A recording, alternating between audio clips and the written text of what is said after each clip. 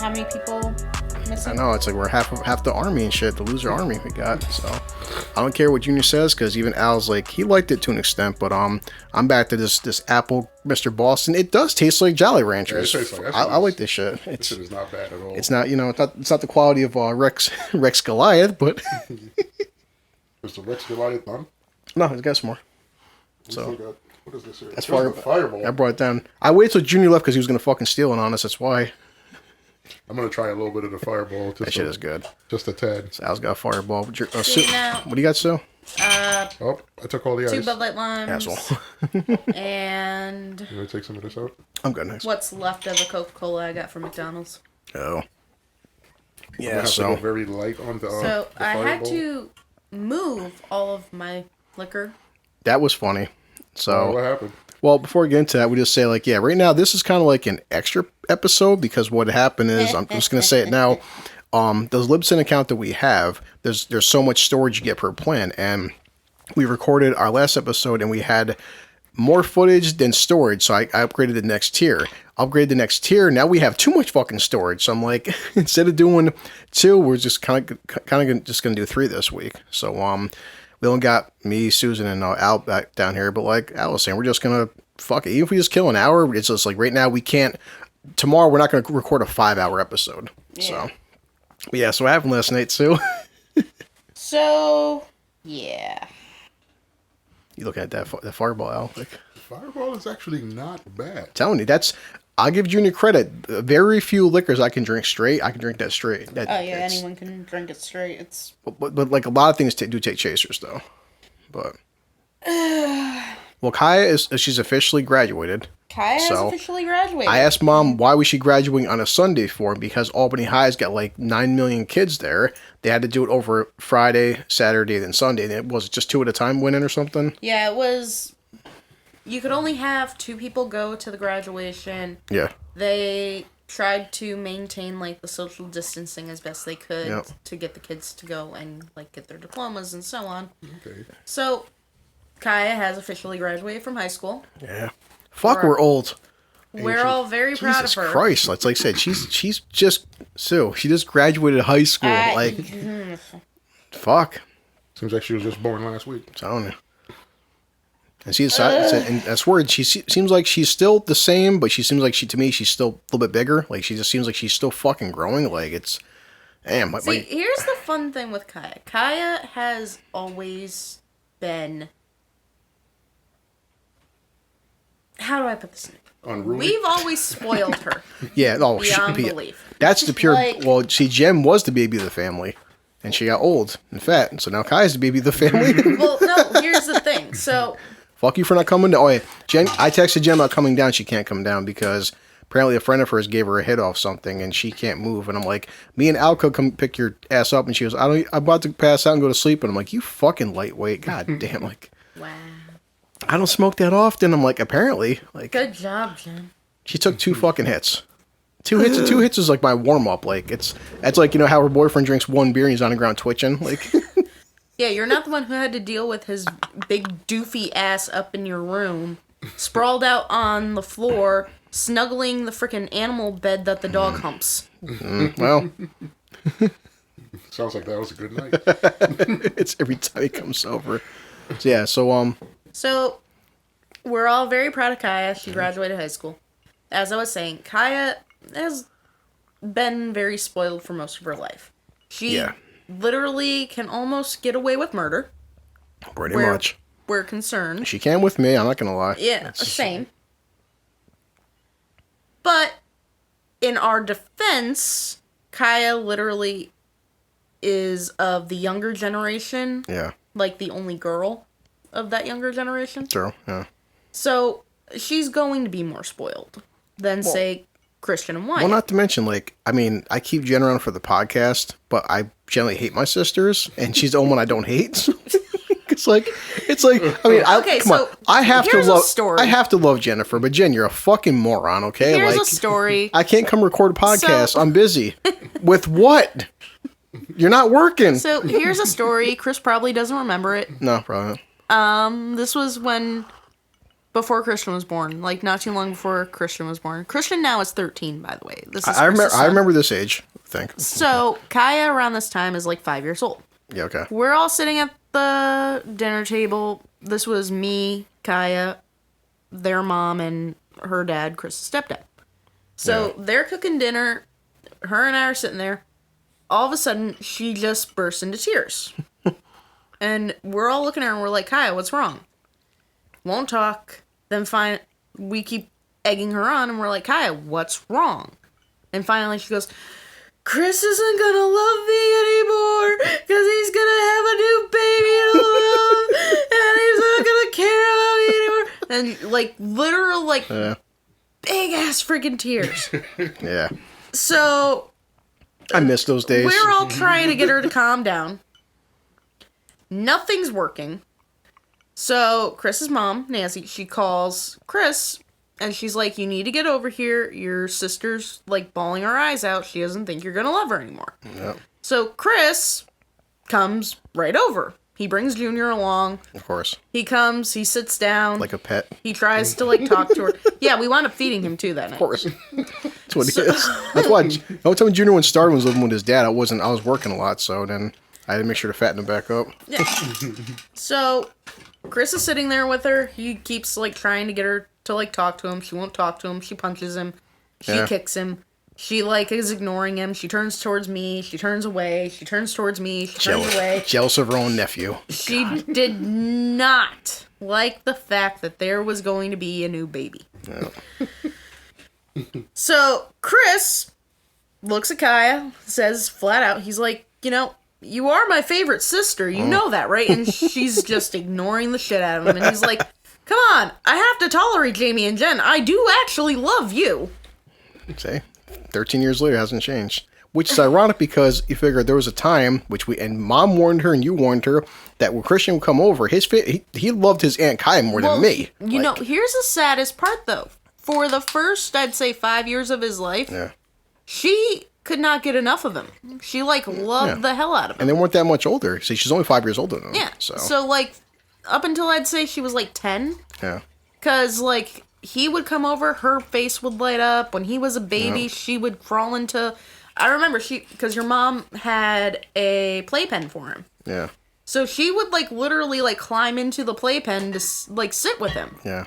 When he was a baby. And see, they had that kind of weird aunt-nephew dynamic because you figured, for all of us here, my aunts were, 20 years older than me and stuff. Yep. Your aunts were, you're kind of it was your mom's sister and shit. Kaya was, for the most part, almost like an older sister to Christian because of the age gap. She wasn't really an aunt because, your aunts could babysit you, Exactly. Kaya couldn't babysit Christian because, he's 10 and she's only 15. It's just, the age is so... She, for most part, would be at the age of a sister, not an aunt. Exactly. So, for Kaya, she was excited. When your mom would take him, she'd beg to have, pictures of the two of them taken together. Yeah. She'd hold him. She acted like he was her baby doll when she was little. And she would get so excited. Then when Jamie got pregnant with Wyatt, she kept saying, I want it to be a girl. I want it to be a girl. Enough women in this family. And then when Wyatt was born, she was pissed. Because she's like, another boy? Why is there another boy? I said I wanted a girl. Now, mind you, at this time, she's 8, 9 years old? Yeah. So... we're all looking at her, laughing at her, because we're like, Kai, it does not work that way. You can ask and beg and plead for it to be one thing, but it's not going to be what you want. As the rest of us are celebrating because it's another boy. Yeah. Because our family is literally, male-wise, you and Robert. Yeah. But like I said, you and everyone did warn her because, sometimes Christian would come over and she kind of would dismiss him as she got older. And Mom would say, Kai, you do realize this your nephew, you keep being mean to him, he's going to grow up to hate you. It's he's still, though, to this day, when he comes over, the first person he runs to is Kaya. Yeah. And even her, it's goes to her grumpy phases, but if you say Christian got bullied, you see how quick Kaya fucking snaps. She goes a pure 180.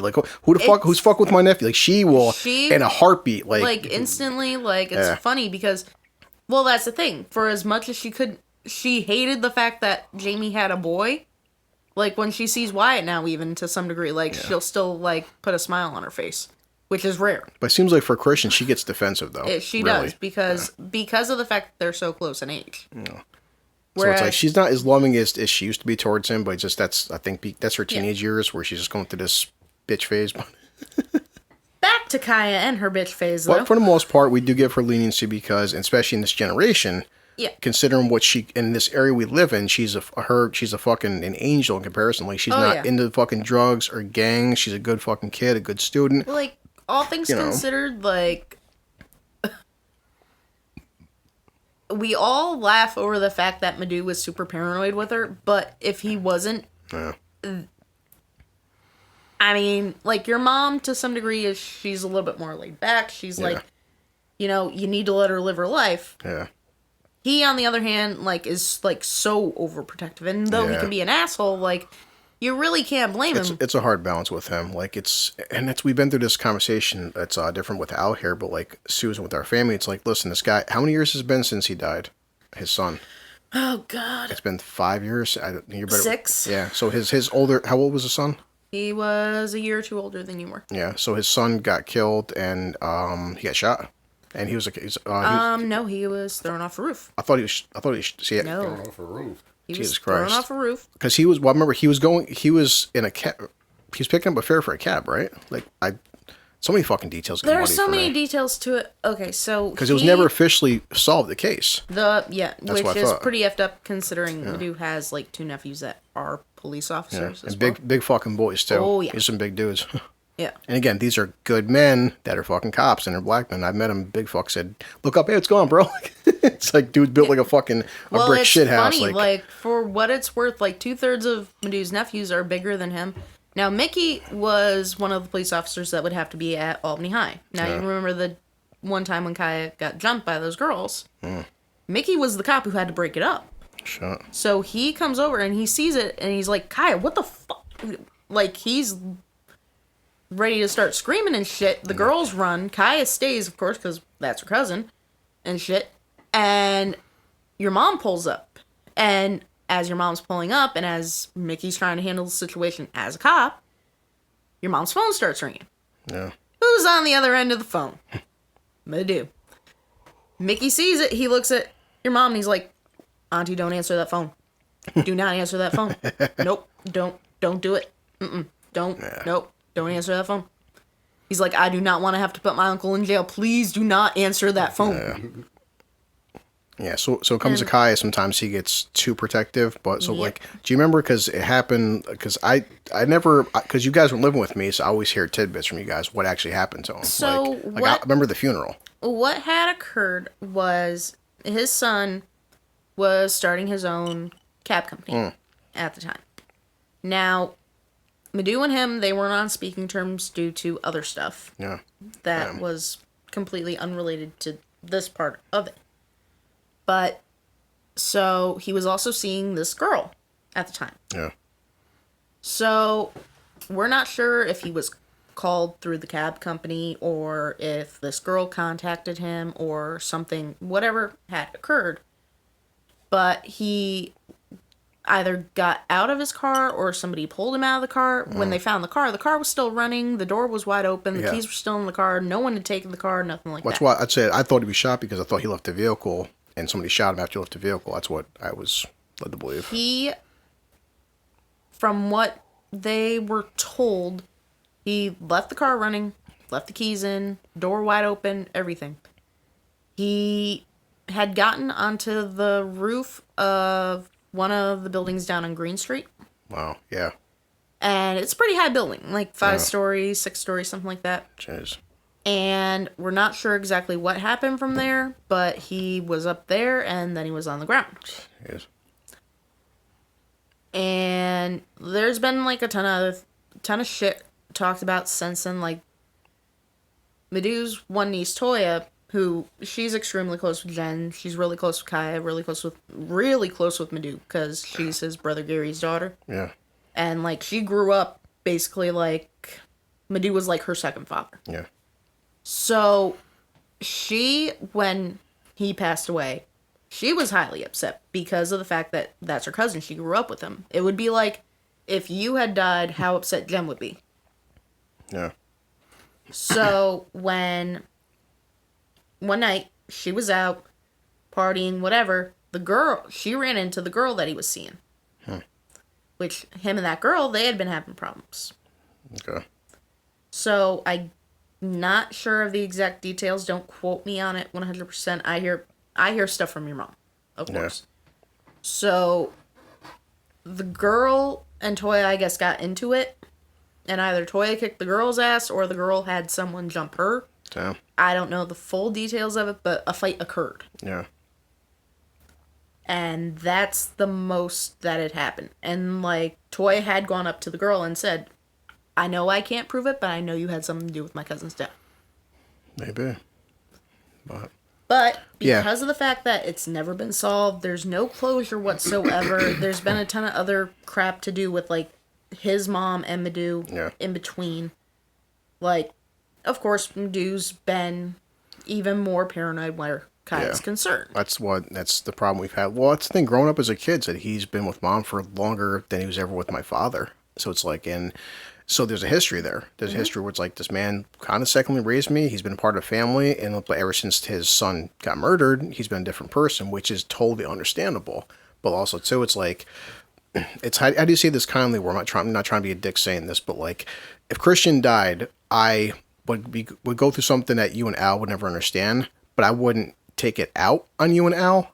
Is the best way I can say it. It's like, and that's been the issue of the house for the past few years, is because what he went through, everybody around him is suffering. Yes, and no. See, here's the thing that sucks about it, though, too. Like, say you and Christian, like, if something happened to Christian, would you believe you and Christian would have had, like, a falling out, whatever? Yeah, something it could happen, father and son.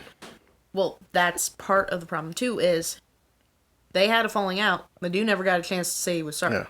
No, it's tragic. He never got that closure. Yeah. And he does not have that closure of, like, it's a really touchy and hard situation. We all know he can be an asshole. Yeah. But for the most part, growing up as a kid, some people change. Yeah. And he's changed because of this. And you can't. Because of this situation. Because what happened to his son. And like I said, as a father, I can't know what that would do to me. But it's just like, it's been hard where it's like, listen, we know some shit happened to you. It's like you want to, like, just slap him and say, like, calm the fuck down. But, like, you can't take down everybody with you, neither. Exactly. And that's, and like, I mean, how would you feel about that, Al? Like, I don't... But, like, that's something to... Sorry, Al.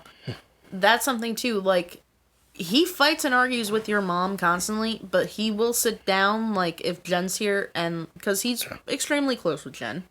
You know that. Yeah, but living here, it's gotten out of hand, though. But... Especially for Kaya. Kaya shouldn't have to see her parents get into fucking fights like that all the time.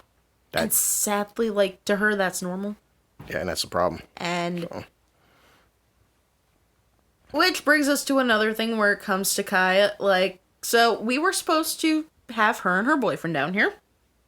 Her boyfriend left earlier because she was beating the crap out of him. And he literally walked out of a room, said to your mom and Badoo, he's like, I have to leave. And they're like, wait, why are you leaving? And he's like, I have to leave because I'm not going to put my hands on her. He's like, but I'm not going to sit here and take her, like, beating the crap out of me. He's like, so I have to leave. Lucky I was at work. I would have walked in there because I do like that kid. He's not a bad kid. Like Al has a minute, but he's such a... Oh no, your mom went off on her. She's like, you can't keep, like, abusing this boy. Like, he worships the ground you freaking walk on. Does, like... That's part of the problem. Yeah, yeah. Part of the problem. I'm about to have a fuck older brother talk to my sister. Like, look, because Chris, I keep telling her this. Like, okay, so you know what? Wait until you get a load of her next boyfriend. You're gonna hate him. That's what I'm saying. That's what I'm saying. It's like I'm gonna say I miss your one because like I'm gonna say Kai, yo. We're gonna be like she spiked at Moody. What the hell? As your brother / kind of father figure, like look, a good man is hard to find nowadays, and this kid is a fucking good kid. I do like him. He's very respectful. He's polite. He's a good person. You know, that's the problem. And he really likes your sister. Girls don't want, and this is the bad thing for guys, especially at this age. Like she'll get it when she's older, but this age right now, then, a good guy doesn't stand a chance. Yeah, we've had that talk. She's got to be the peg bunny, and she needs to find her Al. I'll let Al finish in a second, but this is the joke I made Al yesterday when I was about to go to bed because it got late, and we made the joke saying like, so he got drunk last night, right? So her boyfriend got drunk because again, She's 18, he's 18. They both graduated high school. 20. He's 20. But either way, there's no legal, and I've looked into this, legally speaking, you can buy alcohol and give it to an underage kid because they can't buy alcohol, but you can give it to a kid. There's no law against that. It was a celebration for her graduation. That's what I'm saying. That's the thing. But if anybody would hear something, heaven forbid we gave an 18-year-old alcohol, like that's not fucking legal. So. Yeah. So, they were drinking Hennessy. Yep. And he got drunk. He got wasted. Yeah. And Kaya is being a total shit to him. Oh, yeah. So then who's sitting on the couch next to Madhu? Jennifer. Jen. And then where's Kenny at?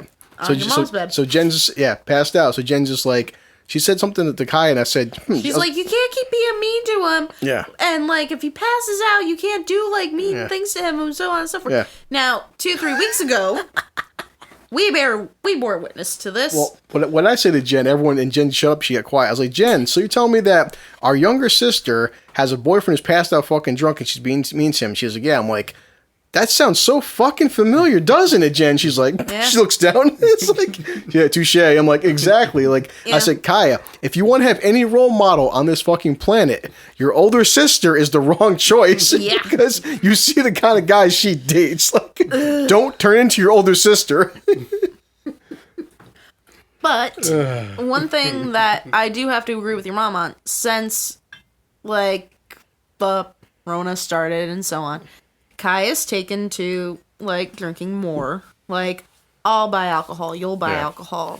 Like, your mom will buy alcohol. Some of it is boredom, to her credit, because she can't go anywhere. Because she can't go anywhere or do anything. So, like, to some degree, like, I do feel bad for her in that sense. But, and this is a big but, now, I constantly, like, buy myself, like, beer, liquor. We've all been drinking more. Like, even Al. Al doesn't drink that much as I've known you, but we've been, well, even when you're not here, you've been telling me you've been getting drunk, like, you know, hey, Chris, I was hanging out with my sisters, I got fucking plastered. He goes into work, he's like, God, I don't want to be here today. Going to work with a goddamn headache. But, so, where that's concerned, though, Kaya has been drinking a lot more.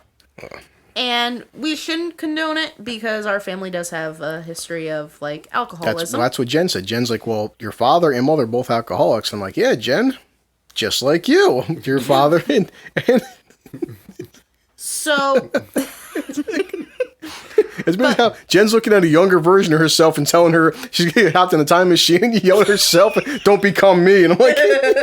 Oh, who better to get the message from than somebody who went through it? Like, it's true. But Jen constantly does make the statement. She's like, Kaya can't pull anything over me. I've been there. Yeah. I've done that. Yeah.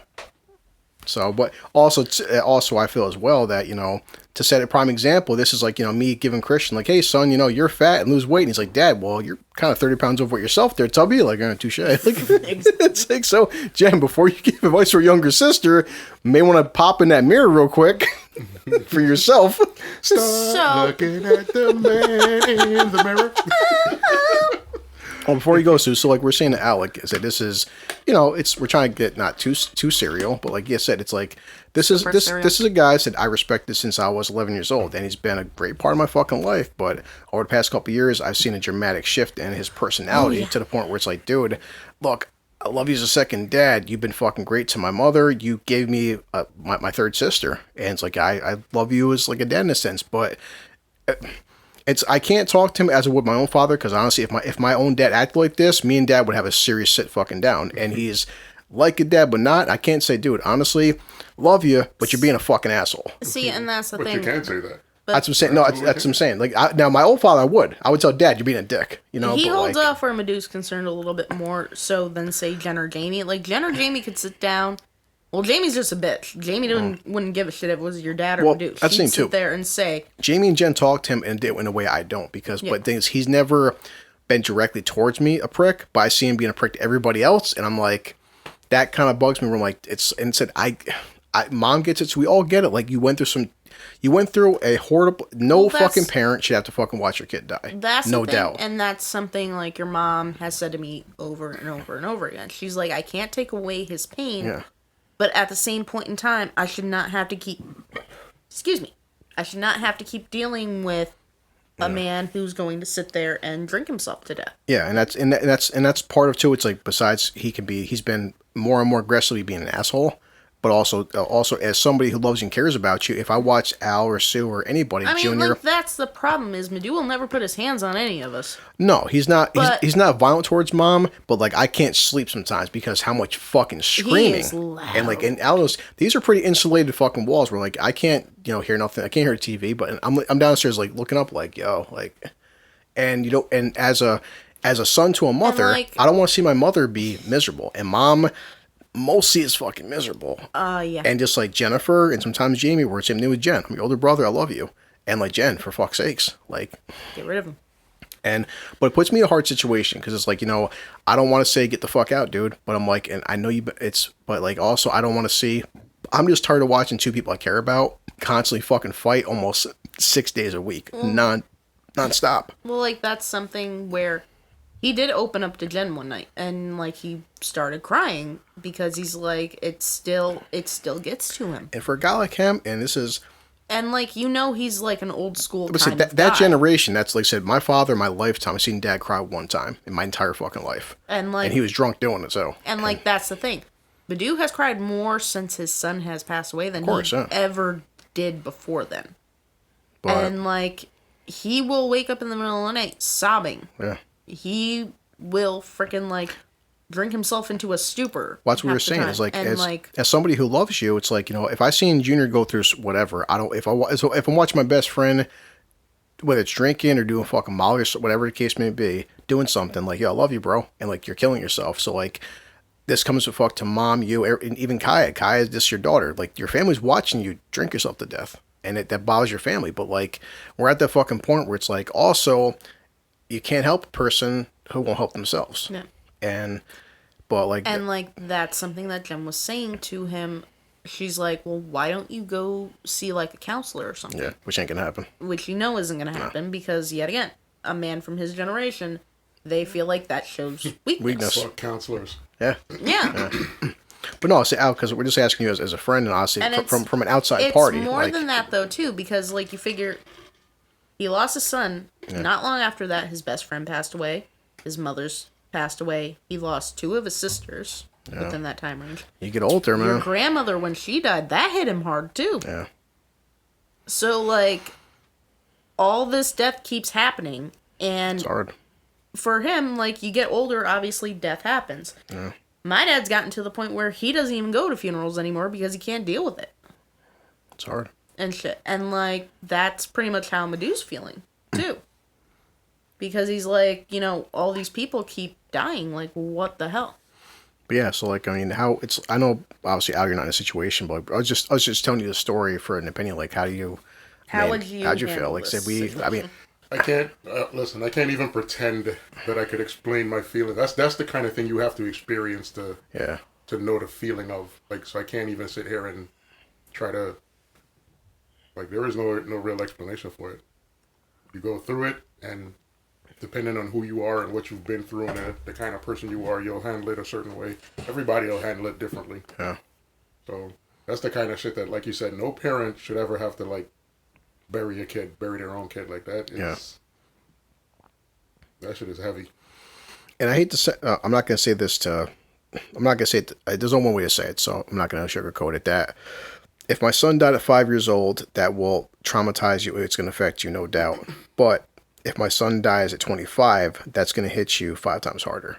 It just is because, like, I had years ago, and Susan, we weren't there too much for this, but like my girlfriend, previous Christina, we had a stillborn, and it hit me pretty, hard. Not going to lie, it affected me, but like, it was a stillborn. It didn't, I can't say it after this many years, it doesn't bother me because like I had no attachment. This to me was just like it was. Even though the kid looked exactly like you. I mean, you see like a little baby that died inside of his mother, and she went through her own shit. But like, said I didn't lose a 5-year-old. I lost something. I never heard this baby cry. Never heard it say my name. It's just like there wasn't that attachment. It bothered me being a parent, no doubt. But like I didn't, it didn't affect me the same way. But. So from his aspect, like you said, the problem with that is, number one, you're on outs with your kid, which already hurts as a parent as it is. You're already out. Then on top of that, your kid is almost 40 fucking years old. So you have a whole lifetime of memories that you wouldn't have with a 5-year-old, So I'm not saying this to say, well, it doesn't hurt losing a kid, no doubt. I'm just saying, but the older the kid is, the more memories you have. I think the more it affects you. So it's like, so this is like really tearing this guy apart, and you're like, hey, I love you, man, but like, it's just, we've all hit that fucking point where it's like, you know, your loss is tragic, but like, you can't make all of us suffer as well. You know, it's like, and you're taking everyone, it's like, you know, you're taking everyone down with you, and we hate to see that shit. So this is, and sometimes it affects his daughter, my sister, your cousin, where it's like, she's almost getting accustomed to this, and it's not healthy for, you know, a little girl to see her parents fight every fucking day of the week, and not for a little girl to have her only dad get drunk every single fucking day of the week. Now, mind you, he's not hitting her, and I would never listen. Love the fucking dude, no problem with him, but if I ever hit that level, that's where I'm going to step in, and that's me being a brother, a son, because it's like, listen, as much as I care about you, he's not my father, you know, and if he whooped my mother's ass as a man, that's when I step the fuck in, you know, or you, or Jen, or anybody, you know. Now, if mom had a frying pan knife and went at him, I would defend him in that aspect, because I'm still realistically where it's like, you mean look, like the time she did go after him with the frying exactly pan? But I mean, he saws 3 times her size, no doubt, but like, if mom picks up a fucking machete, I gotta step in, because, you know, I don't give a shit how big of a dude you are, machetes hurt, like. So, but yeah, so, but yeah, back to Kaya's story. So what's his, we call him Moody, right? His nickname's Moody because no one knows how to pronounce his real name. Damn it, Al! Well, see, it's true though. He like said it once to Kaya. Kaya was like, "Okay, I'm not gonna be able to pronounce it." And he's like, "Okay, then just call me Moody." I'll make Al laugh with this, but before I texted Al, I texted you. I thought he would be here. I want to have, because I like the kid. I don't know what the fuck country he's from. I just don't like. I want to find out. It's Like, either You guys Iran have or his number? Iraq. Call him I over. don't. You don't have, y'all, you are not invested. We are dysfunctional. This family is so fucked up. Jennifer's been with her boyfriend, what, 3, 4, or 5 years now? Yeah, something I ain't like got that. his number. I ain't got his Facebook page. Nothing. Well, it's different with Jen because there's no future there. Like, Oh, yeah. That's some cold-blooded shit. That is some let's call it what it is. I mean, I have Brian's number. Yeah, I finally do, but Finally! because I figured if I want to talk to Brian, I can just go through Jamie. So Yeah, most of the time. but yeah. But so, do you know where Moody's from? Because I don't fucking know. It's either Iran or Iraq. Oh, Okay. Jesus. It's Yeah. either. Yeah, I'm gonna ask him tomorrow. So, kid, just tell me for my podcast that you should have been a part of. But I did want him to come down and just. He was all about it, too. That's the Yeah. sad part. Like, when I said, We'll get him like, down Chris here. wants to get to know you better. He's Yeah. like, oh, really? Well, because half the time, and like, not my defense is when I'm here, I'm only home for like a couple hour fucking break. Then I go right back to work. Then I come back from work, and between doing this podcast or just like whatever, I'm not home that much. So when he's always here, I mean, he's kind of like from what I've talked to him, I do like him. I just don't hang out with him because I'm always fucking on the go. So, but yeah, no, because like even he was saying to mom, you know, when mom will watch like whatever a news article or see stuff with Trump or anti-Trump or rioting or any kind of American politics, he just says he's like, wow, you know, where he came from, It's a the lot shit that worse. goes on here. He's like, I even- mean, even I it's don't almost want to talk about, like, the poor kid's life Yeah. and shit. But it just made me But- laugh for like almost Al said a while ago, like, you know, to the extent where Al would say, you know, compared to other fucking countries, what these American women, how fucking spoiled they are. Oh, yeah. This kid watched news articles. He goes, wow, the way your citizens act towards your leaders. He goes, this would never happen. But they would be gunned down in the fucking streets. But there's no peaceful protest where I come from. Like, Yeah. It's like, that's why he Like, left. the night of the riots, like, he was scared. He's Yeah. like, oh my god, like, America's turning into the way the country... We came to America to get away from stuff like this. And, like, I mean, he's been through... I mean, poor kid's been through a lot. Which it's kind of funny where I feel like other countries, and we talked about this, don't have the race issues we have. But then again, to other countries, they just hate all their citizens the same. Yeah. They treat all their citizens like shit. Guess holy fuck. They have the same exact issues. It's just theirs is different in terms of, like, it's not directly related to race, but in some countries, like certain Middle Eastern countries, it's deeply religious because if you look at a place, Religious, if you look at like the Middle East, economical, those people are all wealth. the same. Like they're not. That's there's true. not a huge difference in the. There's Yeah. not like a huge population of different races. But what That's separates them is their religion. Some of them are So, Shiites. Some of them are Sunni. Here's the thing. Not to cut you off, Al. But this goes back to something he was talking about with me, your mom, and Kaya one night. Not one night, but one day we were in the car driving around. So, remember how you guys did the 23andMe and shit, right? Yeah. So, on your mom's, it shows up Middle Eastern. Like, some percentage of Middle Eastern. I gotta look it up again. So, but, no, here's the thing. There have been rumors throughout our family for many, many, many, many years, generations, that our German ancestors, like our great-grandmother's father and his family and so on, they came from Germany as a Jewish family. Now, Jewish people as a whole, they would come from the Middle East, from Israel. Yeah. When I said, the Middle Eastern could have come from, like, it could prove true about the Jewish heritage that they say we have, he literally, like, snapped forward and he's like, wait, Susan, did you say you guys are Jewish? Now, mind you, this kid's Muslim. Yeah. And I'm like, well, it's been rumored that we might have Jewish blood. And he's like, oh my God. He's like, I don't know about you guys, but, like, the Jewish people I know from, like, where I'm from, they are assholes. Oh, and I'm shit. like, wait, what? And he's like, yeah. He's like, I mean, all the Israelites and whatever, like, they're assholes. Like, they're the scum of the earth. Like, they need to, what? And I'm like, holy hell. And he's like, I'm sorry. He's like, I can deal with anyone. I like Christians. I'm Muslim, whatever. The fucking he's like, Jews? Like, the fuck the Jewish people. They're like, what the Jesus Christ. And, like, I looked at your mom and I'm like, sore topic, maybe? I've actually asked Al this before because I didn't know this, because this has been, at least in my generation growing up, like, when I think Jewish people, I think, like, said Adam Sandler, Seth Rogen. I think, like, the whole, like, the guys, the rabbis and the fucking hairs and like the menorah and everything. So I was telling Al this, like, a couple of days ago, like, it was kind of funny because I seen a picture on Facebook where, like, it was a comical thing, but they were saying, like, a group just saying, like, hey, everything in a problem in the country is straight white male's problem. And he showed a Jewish guy sweating in his head saying, oh, thank God, not us.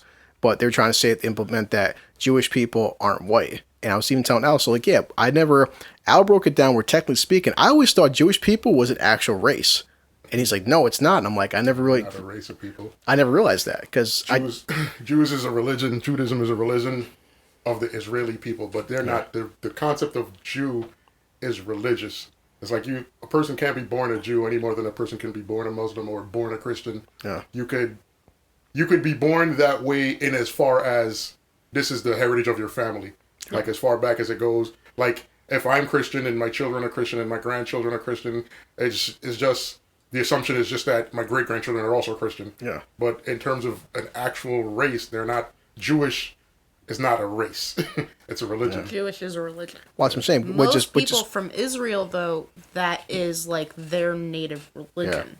Yeah, but most people, that's true. But that's the same as how most people in America are Christians. They're still, in Israel, they're still There are Christians, still Christians, there are still Muslims. It's just majority-wise. So then, okay, the term Muslim then, so is Muslim considered the religion or race then? That's religion. Muslim is a religion. It's the religion of Islam. Like, he would be, like, either from... Your race would be, if you might be Saudi like, Arabian or Arabic from, or... Like, and your religion would be Muslim. Like, most people would be considered... The thing's dripping out. Yeah. Most Middle Eastern people, unless they're from, like, Israel, or if they're, like, from India or whatever, they're considered, like, to be Arabic, or they're considered, like, they're called by, like, wherever they come from. So, like, say he's from Iraq, he'd be called Iraqi. Okay. If he came from Saudi Arabia, he'd be like Saudi Arabian. What's it? It's just weird growing up where it's like you said that Moody there was just like, well, where I come from, Jewish people, but like at least when I've grown up as a kid, whenever you would think Jewish people, like you just people would like you never hear like, I can't stand Christian people or Catholic people, just like. But oh no, there are a ton of people out there who don't like people because of the fact that they're Jewish. Like think that they're like. But I'm just saying, like whenever you would do, but when people would say I hate white people, you say okay, I hate white people, or I can't stand different nationalities, but people would treat people that were Jewish like they were their own nationality. You know what I mean? Well, like, here's the thing. That's what always confused me as a kid. It's like even like Howard Stern. Howard Stern's like I'm Jewish and like I was born and raised a Jew, and I'm like, well, how are you born a Jew? You know, it's like you hear that so much. He was born a Jew, and as far as his parents faithfully practiced Judaism, they were Orthodox. Yeah. and and he was born into it. So that, by in terms of them raising him to be of Jewish faith, they probably put him through all the steps of like he probably had about mitzvah. Yeah, he probably went through all the steps. But in terms of actually being, it's funny. I had a kind of a conversation with my nephew. He was pointing out this same topic, and I was like, technically, I said this just being stupid. I was like, if a person could be born a citizen of a country, then you could be born a religion, right? So he asked me to explain. I was like, well, religions are as made up as countries are. Like, countries are made up. Like, they're structures that people created. Like, we just picked a spot of land and be like, I'm going to call this America. Yeah. I'm going to make some rules. The land's always been there. The borders are what was created. Yeah, well, we create the country. Like, the land is there, but we create the concept of the country. Like, countries change depending on the era you in and who does what. Like, at one point in time, Rome was a massively expanded empire. Now it's a tiny place in Italy. Like, consider the fact that the French Empire was a massive empire under Napoleon who was trying to expand it. Now it's a tiny region in Europe. The British Empire used to be a world expanding empire. Now it's just a little tiny place across the... So it's just the country changes depending on the time it takes for them to either expand or shrink. Yeah. And when America started, America was literally 13 colonies on the eastern coast. Yeah. A couple of years went by, they manifested destiny and stretched across to the west coast. We changed the entire layout of the land. And I feel like you, in terms of what you are, what citizenry you're born into, that's as made up as religion is. Like, so if you could be born an American citizen, why can't you be born a Christian? Like, So when I was saying it, this is fascinating because I go to Google. So I typed in how big is Rome. Right now, Rome is a city in. Well, this says the area of Rome is 75 miles. Okay. It's a tiny little spot in Italy. Yeah, it says, but when you type in, then this pops up. People also ask, how big is ancient Rome? Ancient Rome was 5 million square kilometers. Ancient Rome was an empire. Yeah.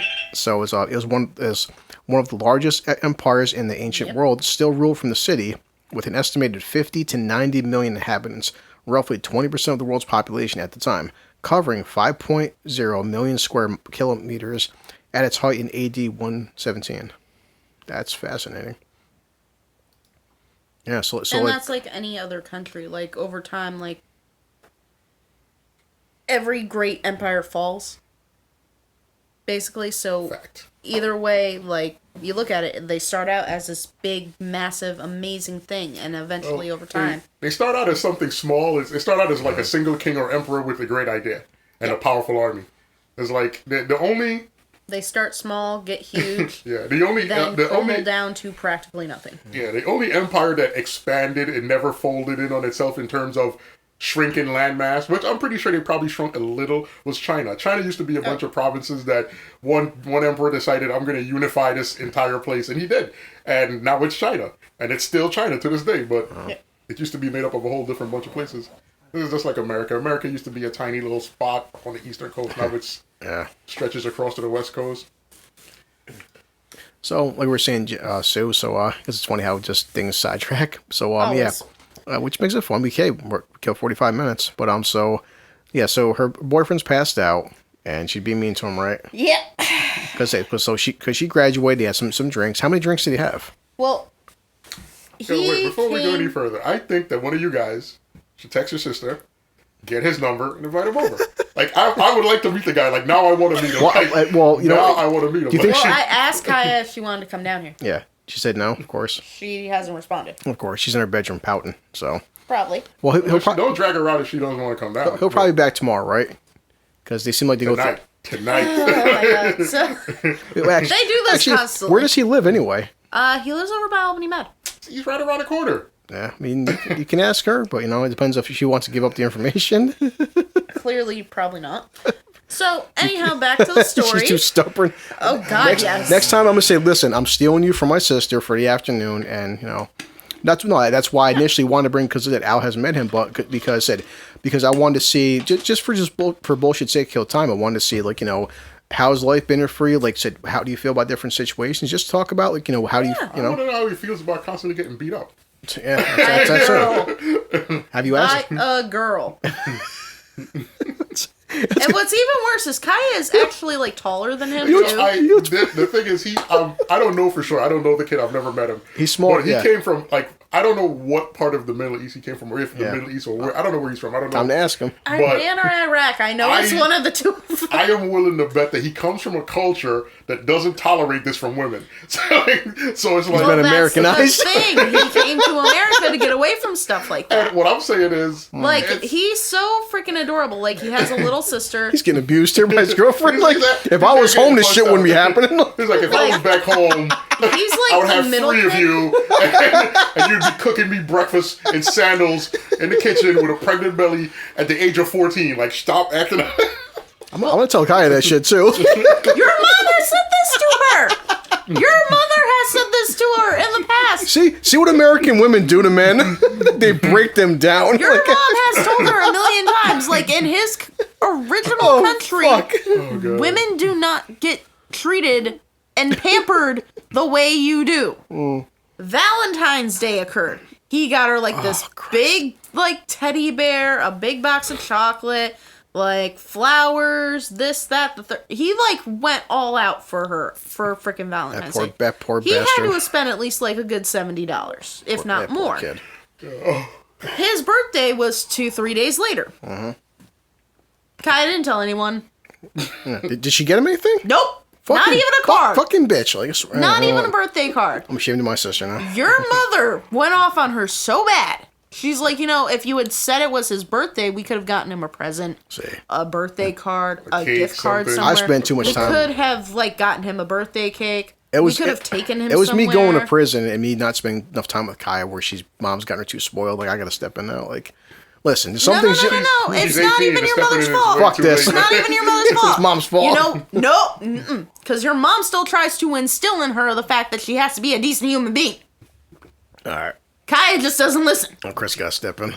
It's like, I have yelled at her about this. Because she's like, I'm 18. I'm like, you know what? And now you're also out of school. So now the same rules don't apply anymore. So legally, you're an adult. Good. I mean, she can take this body slam like an adult too. Like, you can catch these hands. Exactly. Because Kaya is bigger than me, but she doesn't forget she's nowhere near my strength. Like, here's the funny thing: there have been boyfriends in the past of Jen's who have made the comment. Oh boy! Because Jen is an abusive girlfriend. Jen is the man in every relationship. Jen is the man in every single one of her you know what's weird? Like, how relationships. most women like you, like at least Sue, for the most part, you pick strong men. I mean, they don't last that long, but you pick strong men. Jen picks like the weakest of the weak. He's still around. You just haven't met him. Oh, when we do, he's gonna be down here. Oh fuck no! It's the stories. Definitely dragging Longhorn into. Could you imagine him and Junior in the same room together? No, it will never happen. What? All of us. Go get your daughter. Yo. Oh, Christ. I'm looking forward to the meeting of Longhorn. Like so. Chris wants Kaya to come down here. Yeah, that's gonna be a fun night. He's just gonna stare at him like, man, I've heard so much about you, bro. Like, oh no, I'm gonna have questions right off the rip. I'm gonna lay into him so fucking quick. Yo, you will never meet him. You better pray I don't. The day I meet him will change the way he feels about you. Jesus Christ! I'll be like, my man, come here, man. We've heard some things. Sit down, Big Al's lap. Talk to Santa Big Al. Lord help me. Let you know, in my back cooler, there's a whole thing of mayo chip for you. Like, Al's got the mayo chip like fucking like on this shit's on demand. Mayo chop on ice, ready to go. Yeah. So we're saying. Man. So there was a boyfriend of Jen's from the past. Of course, he was a little bitch. As they all are. Yes. So this boyfriend once made the comment. He's like, I really need to meet Chris. Because most of the boyfriends blame you. Yeah. I felt as a brother. How?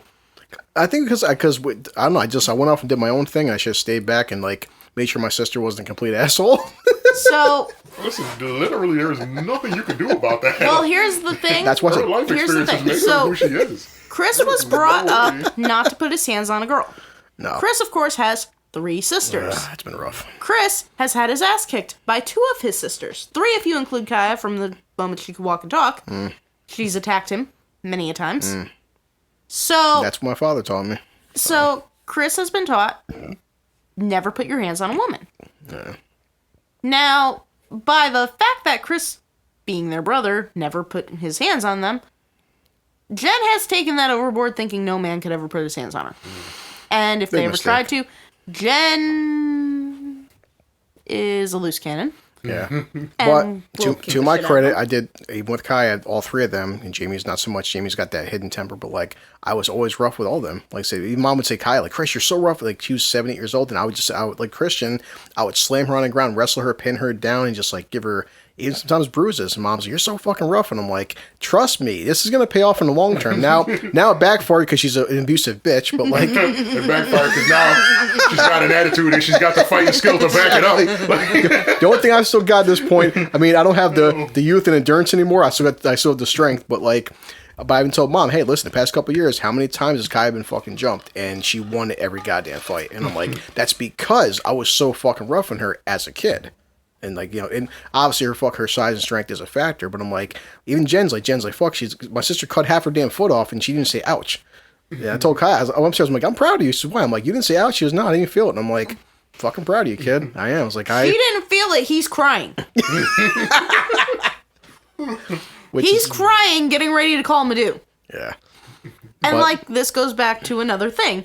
Madhu being highly overprotective. Yeah. Now, they're 2 hours away. If he had called him and been like, Pop, yeah. She's bleeding. She's bleeding out. We need to do something. He would have been like, get her ass back to Albany. Yeah, this is kind of bad. Where I think at this point, Mom would do like him more than Kaya. Like, oh, yeah. Well, he's a good kid. That's the thing. Like, he came out of the room and he looks at him and like, he's like, I have to leave. And they're like, why? What's wrong? And he's like, I'm not going to take her hitting me. And they're like, what? Oh, Christ. Madhu, like, stands up. He's like, what the hell is she hitting you for? Well, Mom hates this, but, like, Dad made the friggin' point. When Mom and Dad broke up, Grandpa didn't want to see Dad go. He's like, can you stay and she leave? Like, he's like, boy, when I moved back to the res, they broke her grandfather's heart because Grandpa never had a son. Dad was his basically fucking said. Even Dad said, because, you know, my father... for a million reasons, almost like Junior, but like my father hated his fucking father with a passion. He goes, he's Bob Laramie. My stepfather he's, you know, more of a man and a father to me than ever had in my life. Father-in-law. And like, but Dad viewed Grandpa as a father. Yeah. He wasn't a father, like he was his fucking father. Like he just said, Dad, just like he put Grandpa on such a massive pedestal. And same thing, Grandpa, he put Dad because he never had a father, he never had a son. They clicked. And Grandpa, Mom has calmed down over the years, but she tends to forget. I heard the stories. Like, she wonders why Kai and Jennifer are doing this shit for. Who did they get it from? Got it from their mama. Yeah, the stories that I heard about Mom, and especially too in the 70s and early 80s, things weren't. Yeah, like I don't know the shit you could do back in the fucking day. Like the stories I heard. Like, you think I don't know these stories? Exactly. You don't think I've heard these stories? So Mom would just really fucking piss Grandpa off. He's just like, so they officially break up, and he goes back to the rest. He goes, Bunky, just don't leave. He's like, please don't leave. I don't want to be stuck with her. Oh, shit. But all things considered, your grandfather loved your mom to death. He loved her more than he loved Diana. He did, but he gave her... It's like, I love Jamie and Jen. But, like, I prefer Kaya being around. she gives me less headaches. Does she, though? Because there's still hope. I mean, she has a couple more years before the hope is gone, but still. The other two I just gave up on. So, yeah. I told Christian, I know you love your Aunt Jen. You love your Aunt Jamie. Like, don't be like them. Trust me. Is that why he's up my ass? You're like a... I don't know. I think you're like a fucking stuffed animal to him. Like, he says, Dad, I'm going to see the panda. And I'm like, all right, mission accomplished. At one point, I'm like, do you remember her name? He goes, I think it's Susan. And I'm like, I raised you well. You have learned well, young To one child, I'm a panda. To the other child, I'm a freaking trash panda. Got the... See, Guardians of the Galaxy, the MCU is teaching kids well. Like, it did not help the one day when I woke up, there's a strange child in my bed. Christian's on one freaking bed. Wyatt's like snuggling on the floor with Jamie. Yep. Christina's like laying like this. Oh God, you guys had like a 10 women in the attic. We had like 20 people in that freaking attic. Yeah, and you know, like to any man, like you think, oh my God, 20 women into the attic, and I'm like, no, they're all in their own way all fucked up. Where it's just like. So I'm like laying like this. Christina's like I went upstairs. This. My sister Jamie had a birthday. She had like fucking like 7 friends up there. And I'm just like, no, it was just me, her, and Christina, and then Christian Wyatt. Huh. And but then, well, at one point though, I thought because she brought like Alex up there and Tiffany up there, and just like there was a whole. No, Alex and Tiffany weren't here. Angelique went out with us, but she didn't spend the night. That chick is cute too. Angelique's adorable. Of course, she's single too. But so it did not help waking up, having a small child pounce on you and scream out "Trash Panda!" Yep. As you're waking up. Well, say to the boys, you're like their fun aunt because most kids. Oh no, I've tested that though. Here's the funny thing, because I'm almost positive they don't realize I'm their cousin. That's what I'm gonna say. So to most little boys, and I'd say because little boys are dumber than girls, I just accepted that fact. Like I love my son, but he's a fucking moron. But but he doesn't see you as his cousin. He just doesn't. Neither does Wyatt. Like you're not because cousin like to Christian, his cousin's Wyatt. Yeah. He doesn't see you as a cousin because it's like that's not Well, no, I tested that theory like a few years ago on Thanksgiving. I sat down across from them and I'm like, boys, what am I to you? And they're like, and I'm like, I'm your cousin. And they're like, you're what? I'm like, I'm your cousin. And they're like, no, you're not. And I'm like, yeah, I am. Yeah. And they're like, but Graham's raised you. And I'm like, but I'm your cousin. I'm not your aunt. Yeah. Aunt Jen's your aunt. And they're like, so if you're our cousin, does that mean Kaya's our cousin? I'm like, no, Kaya's your aunt. And they're like, we're completely confused exactly, now. Yeah. This is our family. And why is our aunt different colors than us, too? Like, it's like, son of a bitch. But, like, what's funny is Wyatt understands the fact that Robert's his cousin. Yeah. But he still doesn't understand the fact that I'm his cousin. And I've said to him, Stop fucking up these kids' heads. I'm like, Wyatt, Robert's your cousin. He's like, I know Robert's my cousin. I'm like, but Robert's also my brother. And he's like, how is Robert your brother? Anyway, so you said one of Jennifer's 200 exes wanted to meet me or something? I forgot. Like, this was when you were in prison. He's like, I want to meet Chris and tell him, you know what, buddy? You should have hit her. Because then maybe she'd be easier to deal with. Yeah. And it puts, like, Al knows this as a boy who has sisters, it puts me in an awkward situation where it's like, you know, if you fuck with my sister, she may have had it coming, but if you did fuck with my sister, if Jennifer hits the point where she can't take you in a fight, then I gotta step in, and, like, even if she's in the wrong, I gotta step in as the older fucking brother, and I'm like, son of a bitch, even though it's like, I know you're at fault, you probably deserve to fucking punch in the face, but, like, I can't shit my sister, god damn it. Like, but I have gotten older, I'm like, you know what, depending on what she does, I'll let him get the first couple slaps in, then I'll step in, because like, sometimes she may deserve it. Like, there's been times with fucking Jamie and Brian, I'm like, I'd see like Jamie chase Brian with a frying pan, and I'm like, you know what? If you deck her, I even told him if you deck her, I didn't see the first hit. The second hit, like, yo, stop, dude, but like... You're 0-1. Anything after that, I'm telling you, like... fucking you up. See, Brian wouldn't hit Jamie, I don't think. No, but if that, I'm just saying, like, it almost feels like this is the generations changing, though, because it is, like, we've seen this with now Kai's generation. A lot of these fucking girls for the longest time period felt that, like, you know, they were scared of their man, whether it's a boyfriend or husband or something, and men were hitting them a lot, but like, nowadays it's not as much because of, like, laws and shit, but now it's almost to the point where now they're getting too fucking spoiled, where now they're getting, like, really mouthy and disrespectful to the point now they're hitting disrespectful, but they're also hitting the boys now. Hit the guys. Yeah, and it's like, yo, hold up a second, like, and like that's where you see more and more of the cases where a man is now in an abusive relationship. Yeah, and it's like, you know, so I was lucky enough where it's like Mary's example. Mary, I had a good 110 fucking pounds on her. Unless she directly kicked me in the balls, she couldn't physically hurt me. She just couldn't. But like in Kaya's example, she's twice the size as her fucking boyfriend, so she can straight fuck him up. Like, honestly, it's like, I might tell him, like, listen, kid, if you get the first hit in, no one saw that, because in reality, if you hit her first and then piss her off, she's probably gonna fuck you up anyway, and then I have to step in and stop her from murdering you. So it's like, if he hits her, I'm not gonna be mad. Like, you know. I mean, that's the sad part is, like, you know, he is a really good freaking kid. I feel sorry for him. And See, I was in the bathroom. I didn't. His time is doomed. He's a nice guy. It's a wrap. Yeah. I was in the bathroom, so I don't know. I didn't see the poor kid. Next time he comes down, I was gonna meet him, but like. But like, I heard your mom and Madhu, like the anguish in their voice as he's freaking leaving.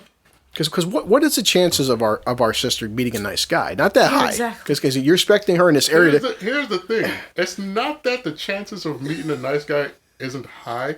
Is that at that age, the average girl is not interested in a nice guy. Just not to that extent. That's what I'm saying. They want to date like at that age, priorities are fucked up. Because they want to date here's cool the worst thing. He gave her $400.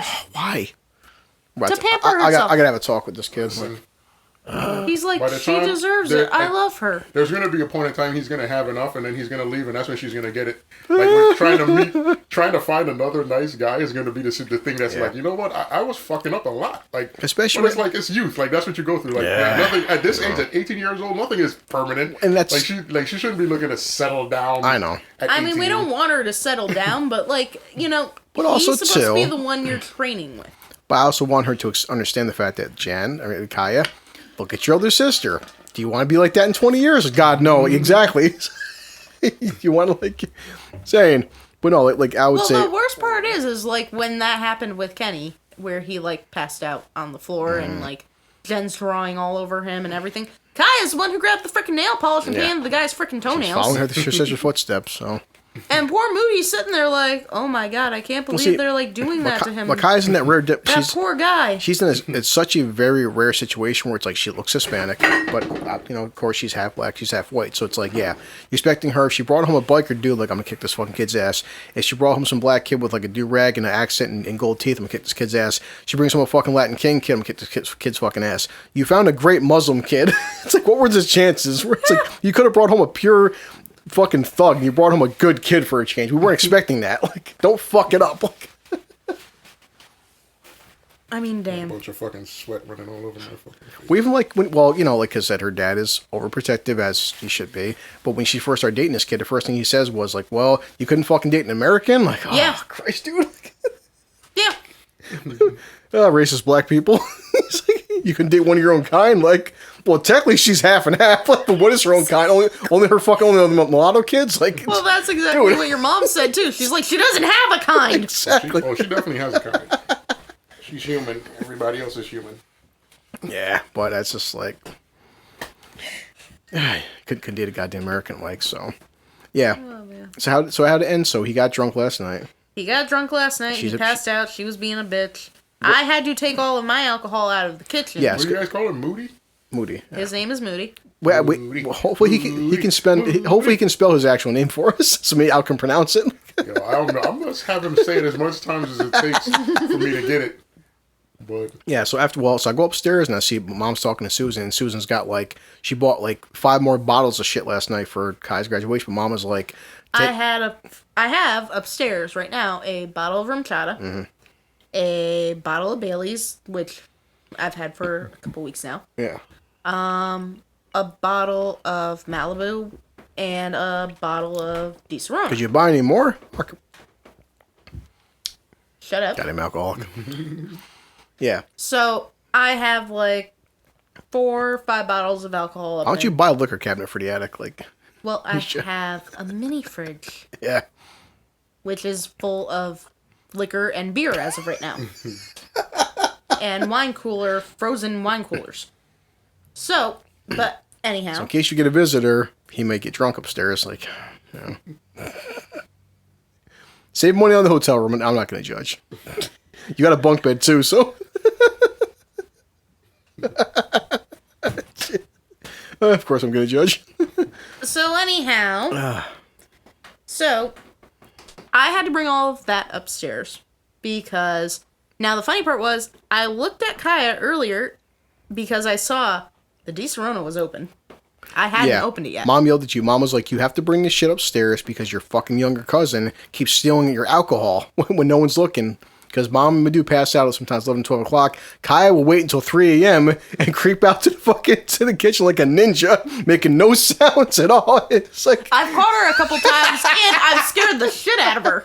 It's awesome to do. I'm asleep because I be work at 5 a.m., so you don't hear nothing. We're just like, creak, The dog's passed out. The cats are fucking collapsed. All you hear is her door open, and that's it. And just, it's like a fucking alcoholic ninja. Yeah, because she comes back out. She's like, I bought this bottle last night. This bottle was brand new. Why is it half empty for? And where's my cousin? She's passed out. Why is she sleeping until 1 o'clock in the afternoon for? And I'm like, well, no, because earlier in the day I had looked at the bottle of Di Serrano and I had not even opened it yet. And I'm looking at it and I'm like, there's some of this missing.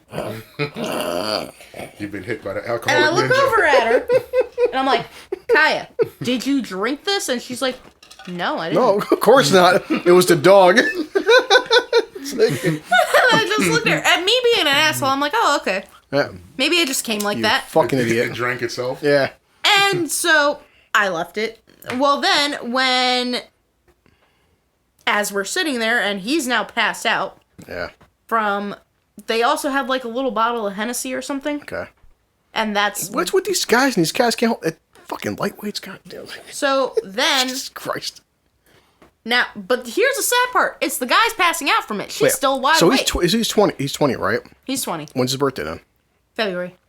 Okay, so they probably won't be together that long. But if they are together that long, me and Al and Junior are gonna take this kid out for his fuck. We're gonna take him the fuck out. Like we're gonna, yeah. Oh, that is happening. Actually, I'm gonna tell her tomorrow, Kaya. Listen, break up with him after the fact, okay? But like, at least make it till he's 21, so fucking Chris and Uncle Al and Uncle Junior can show him a good time. Like, Wait until after his 21st birthday to break up with him and start dating a douchebag. Oh my gosh. So I can't have these talks with her because I'm the older brother. I'm the tough one and shit. Well, This is what her cousin Susan should be doing. here's the thing. I talk to her about this all the time. I'm like, Kaya, you can't be an asshole to this kid constantly. Mm-hmm. And I say it as nicely as I possibly can. That's the problem. You're too nice. I've been an asshole to her as of late. I'm like, Kaya, Good. quit being a dick. Last night when he was freaking... Because he called her and he's like, do you want me to bring you anything? And she's like, a bottle of Hennessy. I'm like, do not bring her a bottle of Hennessy. Wait, hold on. So I haven't been around Kaya enough to like when has been drinking because I'm usually passed out or something or sleeping. She just gets funny. Okay, so she's not her mother asshole drunk. Only towards him. Oh Jesus. Well, She's fine towards everyone else. Jesus Christ. Only towards him. Is he not? I don't even want to ask about her sex life because I'm not drunk enough for that shit. But Yeah, like, I'm is he not not? drunk enough for that let's not do ever. that. Well, it's like Let's not go that route. is like I've is he never just been like drunk not? enough for that. Why is she so angry for him? I don't know. He's not keeping up with her. Like I don't know. fuck. Anyhow, so She's got secret resentments. Because mom told me like what was it, a couple months ago. She was Chris, I'm taking her to get birth control, and I'm like, all right, I respect that. The fact that you're safe because mom's like, I'm not trying to be at 18. It's so. yeah. But again, she's 18. We gotta be realistic here, people. She's 18. Yeah. We're all there. So at least if you're gonna do it, you're on birth control. So Exactly. it's like, so hey, that's. At least she made it through high school. No pregnancies. It's been hard for me because like Christian, they've always said that boys mature a lot slower than women because women are better than us. But like, I've had small talks with him, but it's like to me he's 13, but I still think he's 7. Really? He just Really? Yeah. You want to know what I saw one night when I was going Oh upstairs? God, do I want to know this? Wait until the first time you walk in on him masturbating. That's exactly what happened. What? Oh, I need some more alcohol. How do you know he was jerk? Oh, Christ. Do you want to know that? Do you really want her to follow up on that? Rex Goliath, save me. Jeez. I said something to your mom My about buddy it. Rex. I said something to your mom about it. Your mom Christ. said to me flat out, Christ. she's like, he's 13. I'm like, but I still see a 5-year-old. And she's like, you can't see a 5-year-old what was because he- he's 13. God, He was on his phone, his pants were down, and he was... He was assaulting the suspect.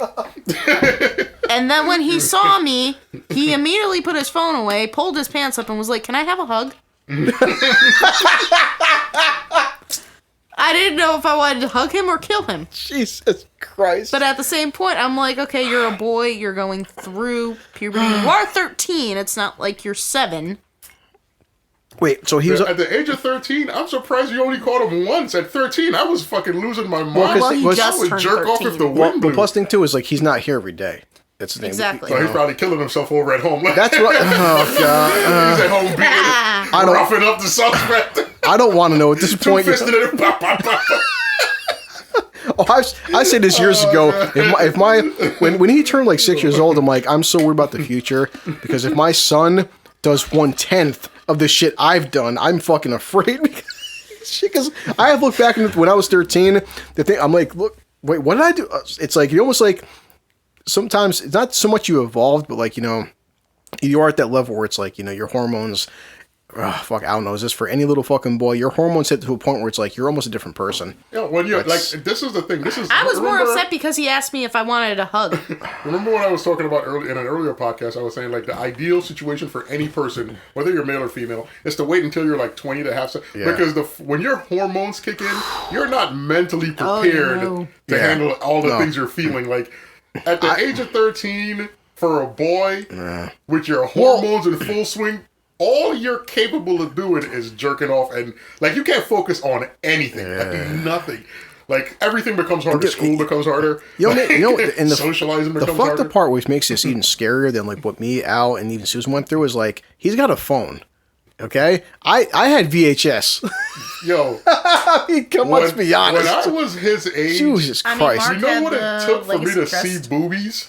Like I literally had to contact one of my friends and be like, "Yo, can you get that Playboy from under your father's mattress?" No, we'd have to like hike across the field, hop a fence, and go down into a tunnel underground, and like, yo, oh my God, boobies. Yeah. Like, it was insane. Like now, all that shit is accessible to you at a phone. The whole joke with you got free porn on your phone all day long. The whole joke with American Pie, the first American Pie, where like, remember he's trying to fucking watch Spike TV there and shit, and he showed like the blue boobies, and I was there. Where it's like, have you seen like even the image of like a woman that was half distorted with like a portion of a boob? That's all you fucking needed. Where it's like, holy shit, you're watching Cinemax just for one reason. It was like the most awful softcore fucking porn. But yeah, just the image of a woman topless. People like The Little Mermaid. You know how ridiculous, like when you try to watch softcore porn now, like remember like Red Shoe Diaries and shit like that on cinema? Like back in the day, like in the 90s, God, dude, that was imagine if he started watching Game of Thrones. He'd have to leave and go to the bathroom every couple of scenes. Every time Daenerys came out naked, he'd be like, "Excuse me, pause it." That's like I've had select conversations with him because it's like, no, Dad, I don't want to say, well, Chris, I don't want to have this conversation with him. I am a bottle of Jergens. God. Listen, it's gonna get worse. This is and a sock. This is the thing. Wait until he's like 17, 18, and he's actually having sex. I'm gonna get some. That's when I get the fucking. I'm gonna go buy the exclusive. Like I'm gonna say, Al, what's the most expensive vodka on the market right now? Recommend me some shit before I sit down with my kid. Like the conversation. In this day and age, you're not gonna have to teach him anything, man. This is what's sad about the modern era is that everything there is to know about sex, pregnancy, and all that other stuff, he's gonna learn on his own from his friends, from his phone, everything, and it's. Plus, keep in mind, his mom is a younger mother. She's also a terrible parent too. So terrible parent. So, true. Like I never tried sheltering him, but also too. Also, I don't want my kid to grow up too fast as well. No parent wants their kid to grow up fast, but you can't really control that. Like parents always see their kids as their kids. That's the problem. Yeah. Kids become adults and he's like he's definitely gonna be doing his own thing. I promise you, at the age of 13. He's already doing his Tomorrow own thing. Tomorrow I have a fucking talk with him. It's like, boy. So I was sitting down with Al and Susan last night. He told me some things. Like, but no, you might not want to do that. Don't embarrass him. You'll traumatize him. You're going to set him up to need therapy. But you are going to traumatize him. The conversation we've had, though, I said to him, like, he knows this is a Christian. Like, there's a lot of stuff that goes on out there, and he's getting older and more mature. And I was like, you have to also hit a point where it's like, I don't want anybody. Like, except if it's me or your mother, or even possibly your grandmother, grandfather, anybody ever try to see you naked that isn't one of us, you tell me instantly. And we had this good half-hour conversation where I'm like, there's a lot of people out there. And at 13, I know he's not stupid, but he's also not a 30-year-old. So I try explaining to him, like, I'm not saying like you're dumb. When a man loves a woman. Well, no, but I first talked to him. Always have to love. But I first talked to him about how like a lot of older people will try seeing you naked, and if they do that, you tell me instantly. But I also said, Christian, I was like, I know you're learning about sex in school to an extent, but like these children are the reason as to why I drink. Yeah.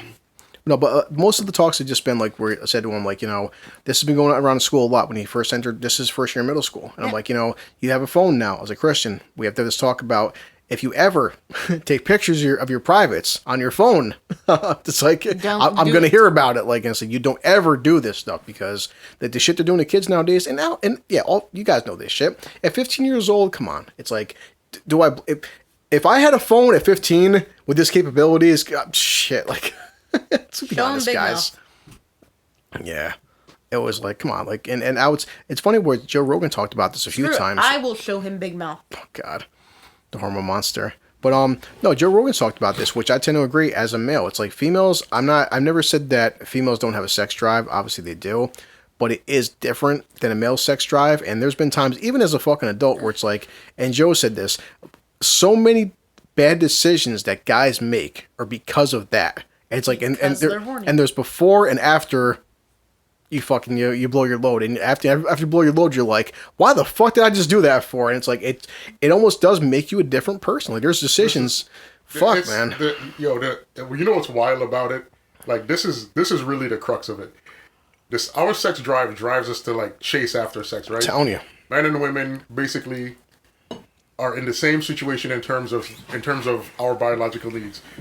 You add on top of that you live in a society that demands, as a gender, you do different things. Like women have to conform to one thing, men have to conform to another thing. Yeah. And you have all the mental things that you're taught. Like you're at the base of it, there's your sex drive driving you. Yeah. On top of it, there's societal pressure. Yep. And then on top of that, there's like your own inner fucking demons that you're fighting with. Yeah. So it's like it's a recipe for just fucking failure. Like it's so hard to succeed in terms of a relationship, like in just in terms of life. Like it's so rough. Like I have to ask, I want to ask Al this because it's like, Sue, and I'll be very careful how words not to gross you out by any means, but like when I was in fucking jail, for almost 3 years, trust me, I wasn't getting laid by any means. And Al, maybe this is different from you, but I said this to friends. No, it's not different. I didn't get laid in jail either. Well, no, I was gonna say the point was like I had a female friend ask me like, what's it like going that long without getting laid, or like even like in jail.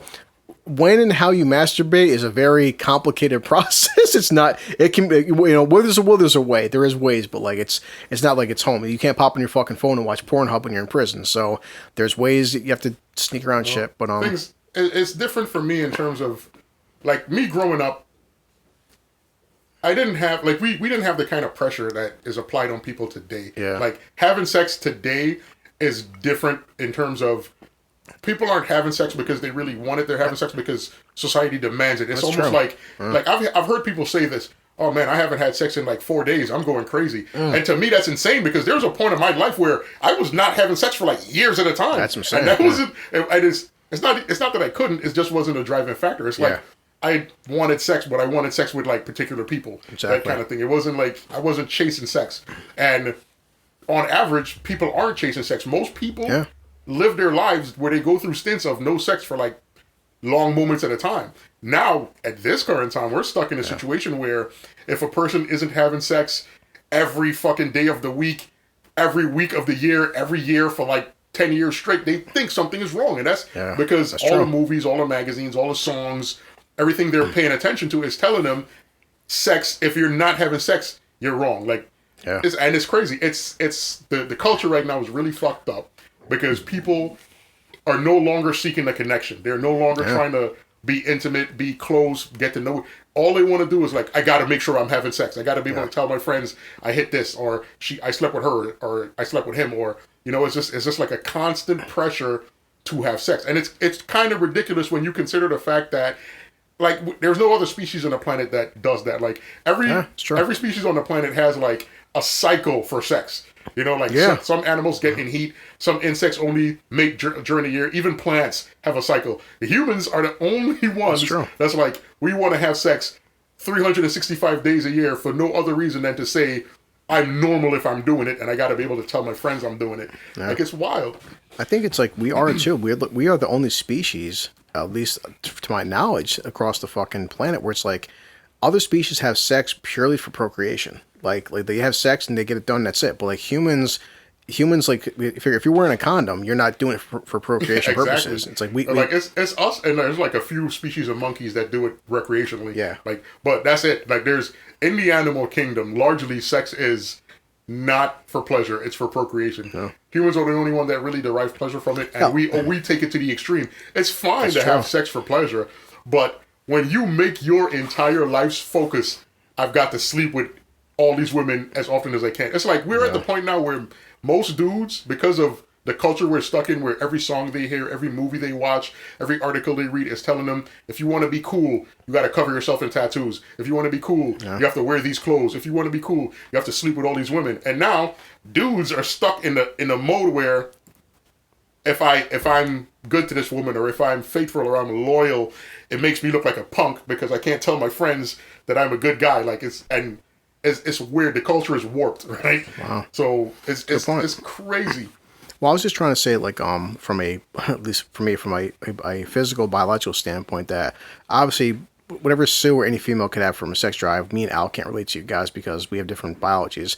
And so anytime a female friend of mine would say, well, Chris, what's it feel like? And I'm like, and maybe this is different for you, Al, but I would say to any woman who is not a guy that, like, okay, look, even being scientific, why do wet dreams happen for? It's funny as it is, being serious talk, wet dreams happen because every fucking male on the planet, with different hormone levels and stuff and testosterone levels, we produce X amount of cc's of sperm every single day. That's what our testicles are here for, and our testes. And what happens is, if enough time passes where you aren't actually having active orgasms, your body's like, well, this shit's got to fucking come out. It's like, it has to. It's going to fucking erupt. Wet dreams happen from, like, you haven't jerked off or had sex in a fucking month. Your body's telling you this is going to fucking happen. So I would say that, like, I've had this happen to me. I'm sure Al had as well. That, like, the best way I can describe it to a woman who doesn't understand this is like, look, if I haven't jerked off in 2 fucking weeks, to me it feels like, you ever had the fucking sensation where it's like, I have to piss really fucking bad, and I've been holding my piss in fucking for like an hour, and I really gotta fucking pee, and like, for me, it's just been like that, where it's like, man, it's somewhat fucking pleasure, but it's almost just like I haven't fucking peed in a week, and it's really fucking, to this point, it's like, I'm in physical fucking pain if I don't fucking jerk off after like 2 or 3 weeks or something. And like, I don't know if that's different for you, Al, but like, that's the only way I can describe it to a woman. It's like, just feels like, I'll be honest with you, I haven't had a wet dream since I was fucking like in my really early teenage years. Yeah. Like the first, like, this is what was messed up for me.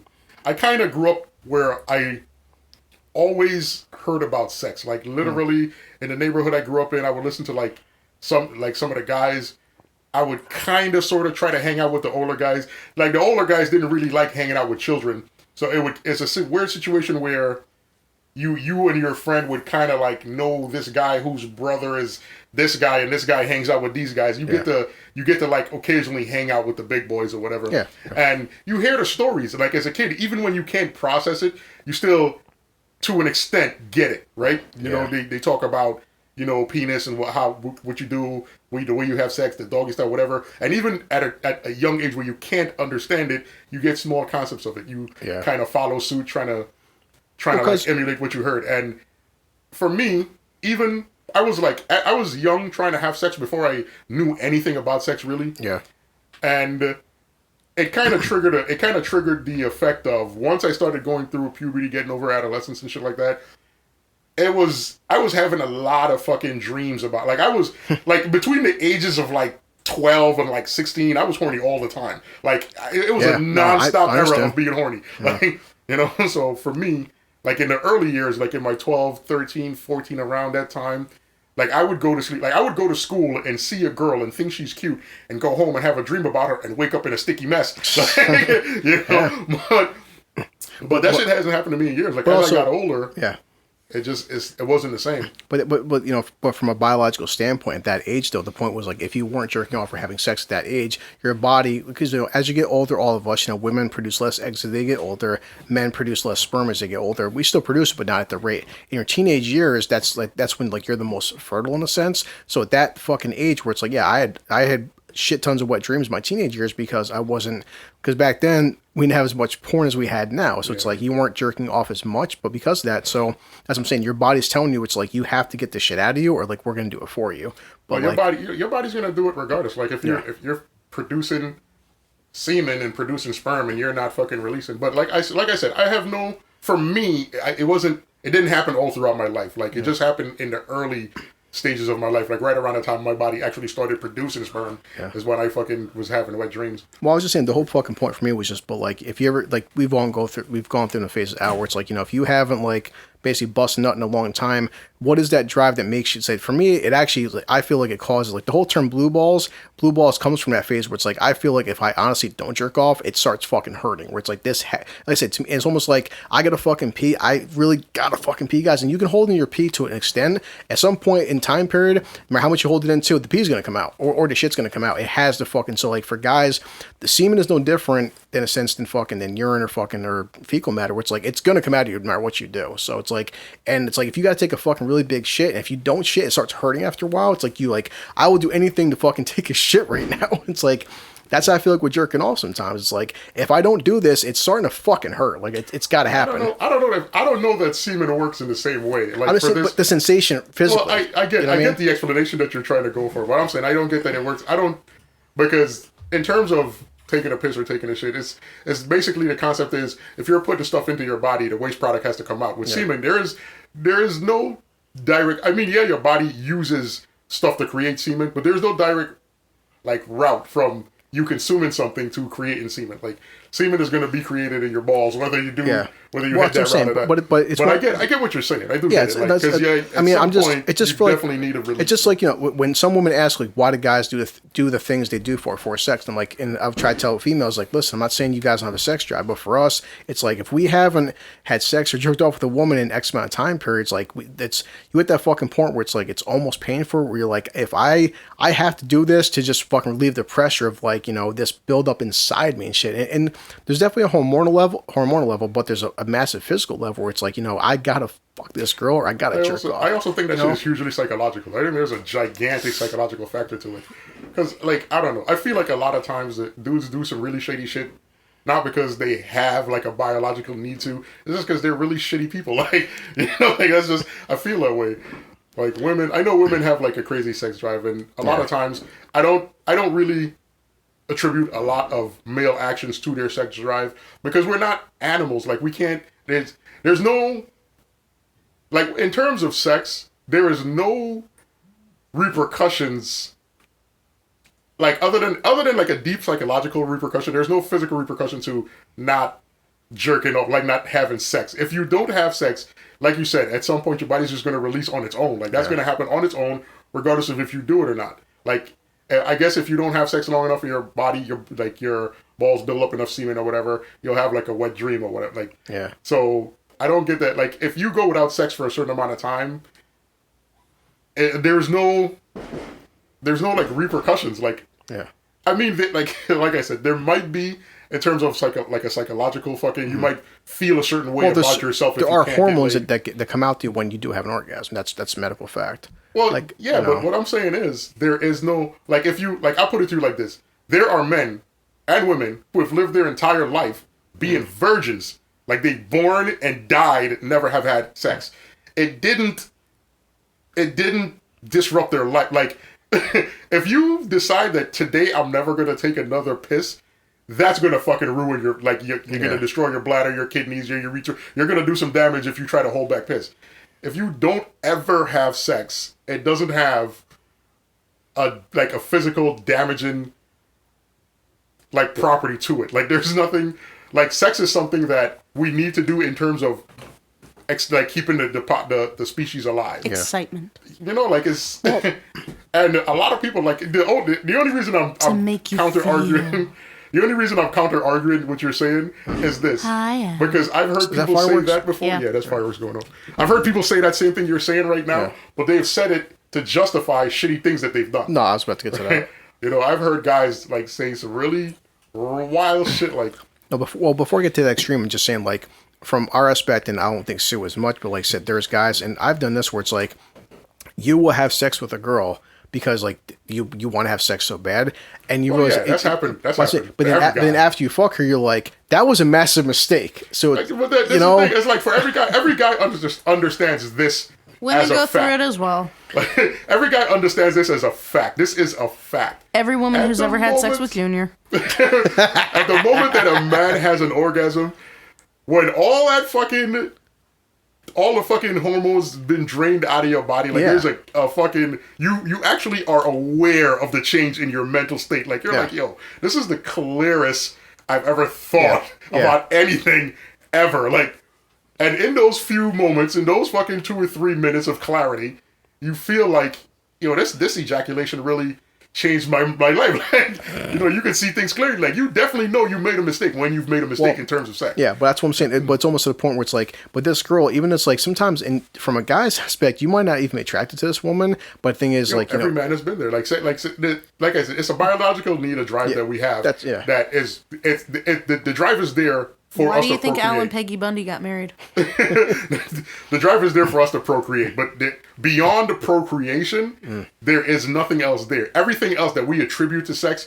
is things that we do on our own. It's the reason why a girl could get with a guy, and in her mind, she could create a whole illusion. And guys do the same thing. Wow. Where you would I've been with girls before, where in my head I created an entire illusion around this person, but it wasn't really who she was, and it's not even her fault because she never pretended to be that. She never said she was that, but in my head, I did that. Wow. And I've had it done to me. I've had girls accuse me of lying to them before because they were like, "Oh, I thought you were a nice guy," but that's because they looked at my face, and my face is the face of a nice guy.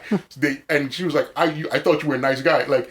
And it's not that I'm an asshole. I try to be a nice guy, but I'm very honest. Like, whenever I try to do anything with any woman, I'm honest and upfront about everything. My problem is, I will tell a girl, I don't want to have a relationship. I just want to have sex. Yeah. But then I would do a bunch of relationship shit. Like, I would like take you out often. I would like travel with you. I'd buy you a lot of gifts. And in her head, that's you are the worst kind of scum. But this is the thing. And I had a friend of mine, and I shit you not, I wish she lived in New York so I could bring her in on this podcast.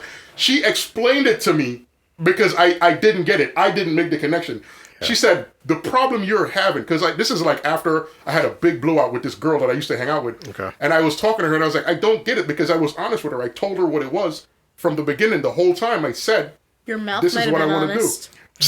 And that's it. She was like, the problem you're having is you said something and you meant it. Yeah. But you were doing things that were giving her a totally different message. So in her head, it's like, you Christian Grader. She said, in her head, she was like, he said that, but obviously he wants to be with me because he's doing all of this. Well, and I was like, holy fuck, like I didn't get it. And I got it in that moment. That's when you don't bring her to the steakhouse, you bring her to McDonald's. Listen, you know why I was being nice to her? I was nice to her because was she good? That's part of it. Yeah, of course. When I met her, and we had the conversation, and it was about, let's just have sex and have fun. Yeah. And she was on board. Okay. And I was like, because I was so demanding of her time, and I wasn't offering her a relationship, I figured I might as well be really nice to her. That was the way my brain rationalized. I was like, I'm demanding a lot of time. I'm demanding time from her as if then we're in a relationship. But with no, her. Like, it wasn't. But that's the thing. I was having a relationship, but I didn't want it to be labeled as a relationship. I wanted the freedom of once I'm scratch done. that. It's not just women who have had sex with Junior. It's women who have had sex with Al. Well, the funny part, before Al finishes, when I first met Mary wanted the exact same thing. But the only difference between... No strings attached. Well, because for Mary, she was just getting out of... Well, her husband went to fucking prison for beating the fuck out of her so she was scared to get tied down to a guy because she's got off of a horrible 10-year fucking... So, yeah, she wanted to, like, have her options open. Luckily, you know, she developed feelings for me. But, like, initially, what Al was saying, too, like, we just happened, like, me and her... You were just her lay. Initially, yeah, I honestly was. No, she told me the first time we had sex, she's like, you were just a fucking number. Like I said, she was, I knew her in high school. I was her crush in high school, which is like, you were so off with that. But like, and for her, it's like, I haven't seen my crush in 20 fucking years. This guy I liked back when I was a teenager, he popped up one day and she just wanted to fuck me, just say, she wanted to put me on her fucking bucket list. She didn't know. And she said, she's like, after we had sex, I thought you would never come around again. She goes, I thought that it was just a one-time thing. We were just friends, we hang out. And she didn't realize, like, no, I'm not the kind I actually want to be with you. But like I would say initially that's what it was for her. For her, it was just like, you know, Al didn't develop feelings the way she did, but like, you know, that does happen where it's, you know, the whole... This is a thing for me. Like, I I know that there are a lot of people. Pig. I'm not. I'm just very honest. This is the thing. This is why I'll never have sex with you, Al. Oh, you will. You definitely will soon. We are destined. Goddamn to have stairs. sex. Not only, well, we're going to have sex, I'm not pulling out. Well, you know, Give Kaya a baby. Kaya, she looks just like you. I'm gonna several babies, like not even one. But anyway, right. I fucking digress. Wouldn't that be fucked up? You had triplets. Like, god damn it, Al. Yo, you say that this is like off topic, but there's this girl I seen the other day where she's like, she's been pregnant 3 times and she's got, what was it, 2, 4, 6, 7, 8. She's got 8 kids. No. 2, 4, 7 kids. She's got 7 kids. She had twins. Fuck. She had twins, and then triplets, and then twins again. Wow. I was like, yo, that poor girl. Holy shit! Imagine having 3 pregnancies, and you end up with like a shitload of kids. I feel bad for it too, because let's be honest. Like, look, I don't care how hot you are. Like Chris, I'm 35 and I got like 7 kids. I'm like, I'm okay. Good luck with this. This chick is married though. She's married to her and her husband. Yeah. Had like they have a massive family now. So he's like officially done. He's like, I'm wrapping it up now. Yeah. So you said your friend was telling you about like why it was wrong to be honest and like this. Well, that my thing is like I've always been honest. Like I always am honest, but I'm just I realize it's been brought to my attention that I'm just very confusing.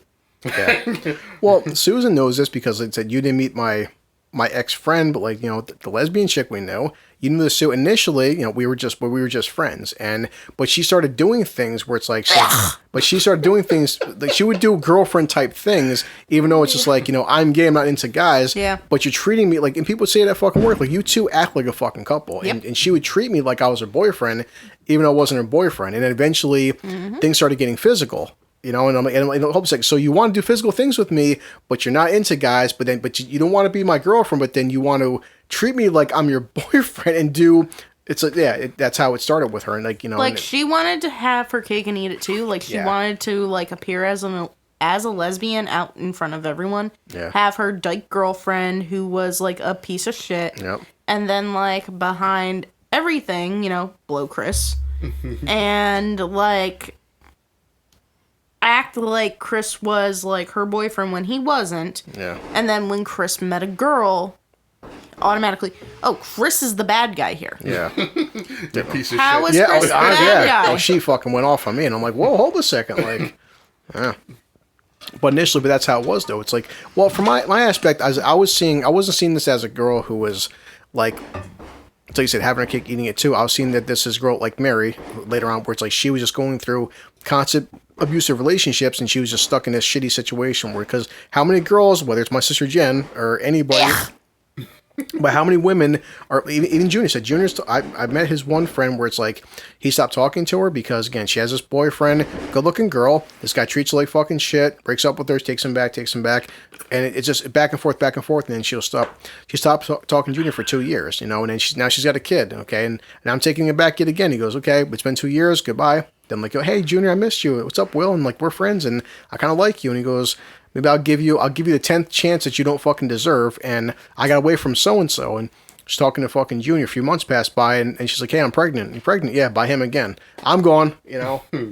But so many girls go through that, and whether it's girl on girl or girl on guy or whatever, they go through these very shitty abusive relationships. And to her credit, said our guy on girl. But our ex-coworker, but she did go through, like, even like Renee, like Mama Renee. She even said, Chris, she's like, you know, she was going through some drama, and she's like, Renee was like, she's a good person. She's like, she's just going through a lot of horrible shit. She goes, ugh.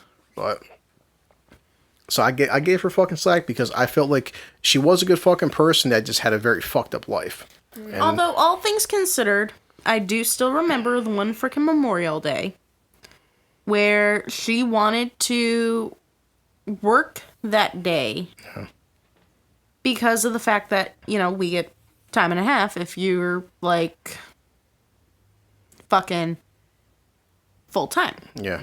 So she's looking at me because Jim didn't schedule her. He's like, well, I figured you'd want the day off and whatever. And he's like, so I have Susan working instead. And she's like, oh, I'll take the day. And he's like, well, you're going to have to talk to Susan about that. So she comes to me. She's like, hey, you want Memorial Day off? And I'm like, no. She's like, what? Why not? Like, you can have the day off. Like, Jim won't give you 3 days off that week. And I'm like, yeah, and if I work that day, you get time and a half. Exactly. I get my normal pay plus time and a half. And she's like, well, that's why I want it. And I'm like, and I'm not giving it to you. Sucks to be you. And, like, so at the time, Jim's standing there. Renee and Paul are in the break room. She's, like, begging for this freaking day. And I think Paul was at, like, the freaking table. And she keeps going and going and going and going and going. Shut up. And then she's like, come on, Susan. Can you please do this for me? I'm like, you can suck a cock. Oh. And this was right after she did what she did with you. They're all laughing hysterically because, like I said, in the public eye, she's a lesbian. Yeah. Her eyes got so big. Now, mind you, her eyes were big to begin with.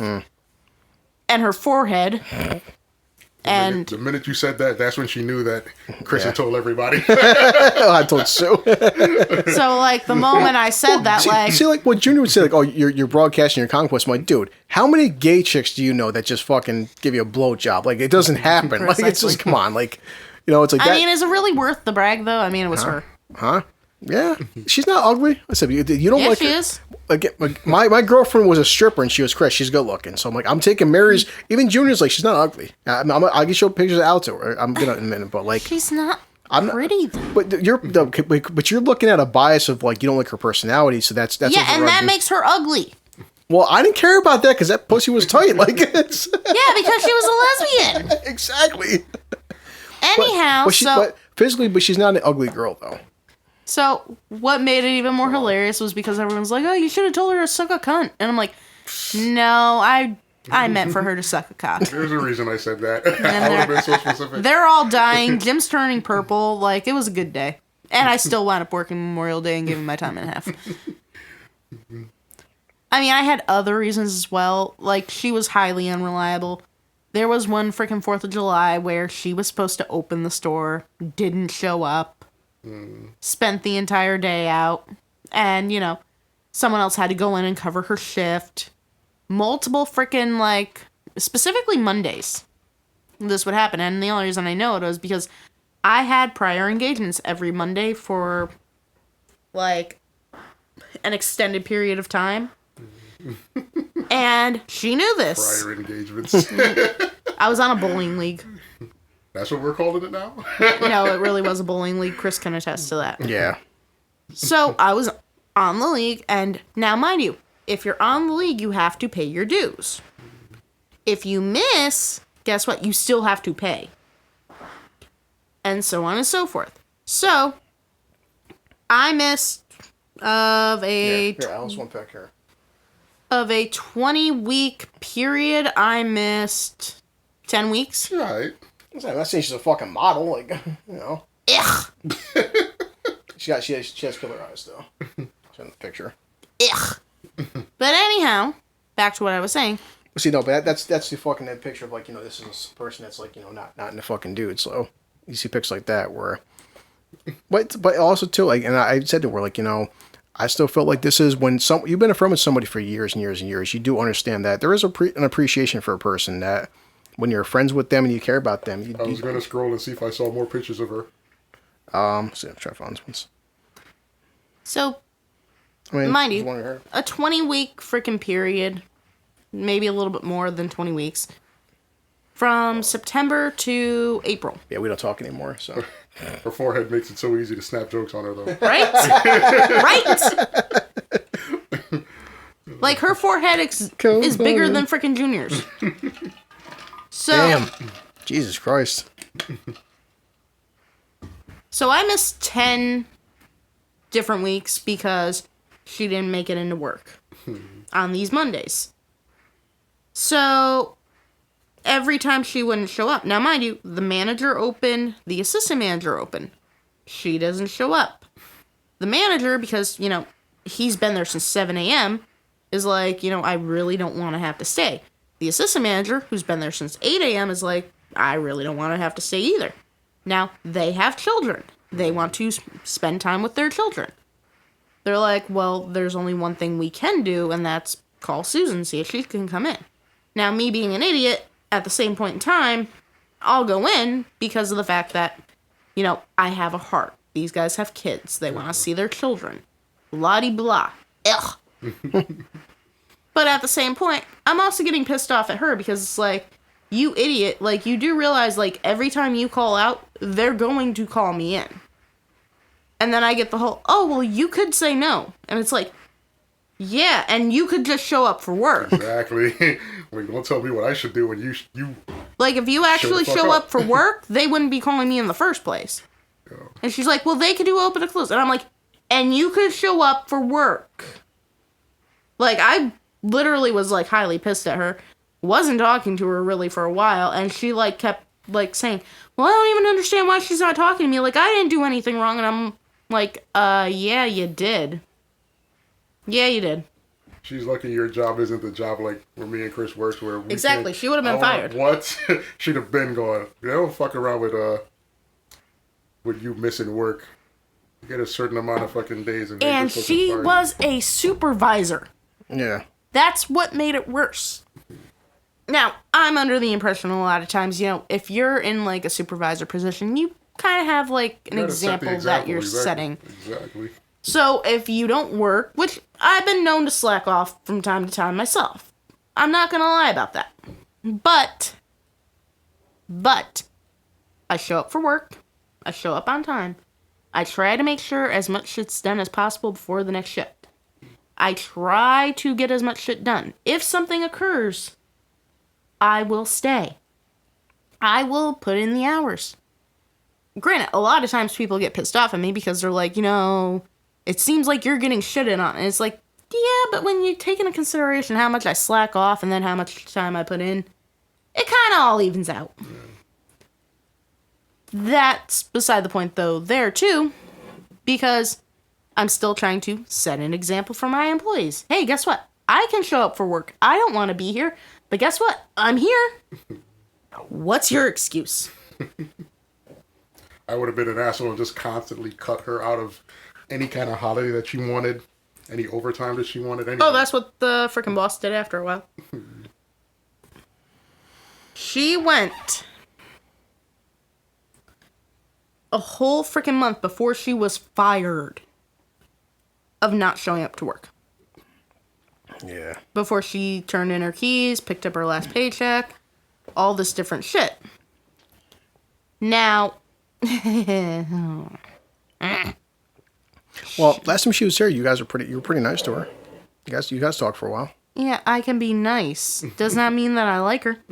That's the difference between women and guys. Like, if I don't like you, dude, I might be nice to you. Hey, there is a person in this world who I think is, like, the most bare, freaking, like, horrible human being on the face of the planet. When I see them to their face, I'm like, oh, hey, Crystal, how's it going? How are the kids? And that's the difference between women and guys. Because I just said that. Trust me, dude, whether it's prison or out in real life or even on fucking internet, if I don't like you, you're going to know. And that's the thing. For guys, it just takes too much effort to pretend I like you. Well, here's the thing. I can pretend I like her when I see her for an hour because I'm not going to see her again. Yeah. Oh, that's true. I guess that's true. Well, you know, it was... Yeah. But it was still... And it wasn't like she was my freaking, like, guest. Yeah.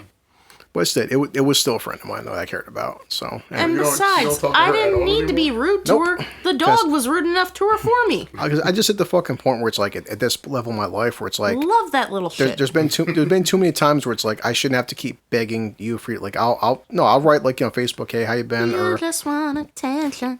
You don't want my heart. Or I'll just say like, you know, how you been? What's going on? Just no responses whatsoever. Hate the thought of seeing so like you I shouldn't have to fucking. It's like you know where I live. You know my fucking phone number. It's like if you want to talk to me, you know, get a hold of me.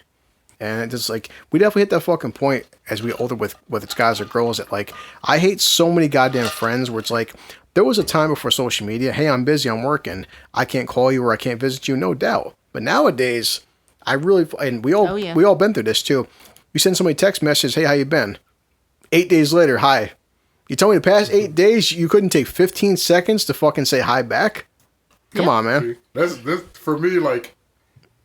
I mean, this is why I ignore people most of the time. I get that. That only bothers me depending on who the person is. Yeah. Like because this is the thing. Like if I text you and you don't text me back until the next day, it'll never bother me. No, I get that. Yeah. But it depends on who the person is. Like let's say you're in. Like, but if it's 2 weeks later, or 6 months later, I've been busy. Or a year. Were you in prison? Listen, this is why it you don't know my life. This is why it doesn't bother me. Is because I've always got things going on. So if I hit you up, I'm like, yo, what up, Chris? And I don't hear back from you. It's like I won't even dwell on it. Like it's not like I'd be paying attention to it. Well, that's because it's Chris. Oh, but it's like anybody. But like I wouldn't be paying attention. But you say, "What's up, Chris?" And like it's been a year later. Hey, Al, I got your text message 12 months ago. I've been busy, Al. Like, go fuck yourself, dude. Like, come on. I mean, I've had those moments. I sent Kaya a text message saying, "Hey," and she'll text me back 2 years later. Hey. The only way I notice is like if I send you a text, if I'm like, yo, Chris, what you doing today? And you don't respond, I won't notice it until if a few days go by and I'm like, oh shit, I wonder what Chris is doing. And I go to send you a message and I see on the phone that like, yo, I sent him a message 4 days ago. He never responded. Yeah. That's when I'll be aware of it. But I won't be aware of it in terms of... But it's getting even worse now where it's like now, but right now, Facebook Messenger, even WhatsApp and text messages, if I send you a fucking thing on WhatsApp, it tells me you've seen the message. Yeah. Well, and that makes it even worse. This is something that you always have to operate in the realm of like this person is doing their own thing. Like they're doing something. You can't... Like people are sometimes going to be able to answer right away. Sometimes I'm going to be honest. There's only one person, if they don't respond to me, that I'm going to get pissed. And then when I see him and he drops his jeans, I'm fine again. Well, and but this person where it's just like, I hate where like, Chris, I've been busy. It's been 13 months. That's wild. In 13 months, you couldn't fucking say hello? Like, especially considering, like, you're the only guy I've been with since I was 14, and I'm 30, and I'm like, because Al, it's still at some point, if you met a chick and you guys became friends, and Sue did know about her, I haven't been with a dude since I was like, I'm 30 now, and last time I had sex with a guy was when I was 14. At some level, it makes you feel kind of special, like you're really not though. But this is the thing. It makes you feel.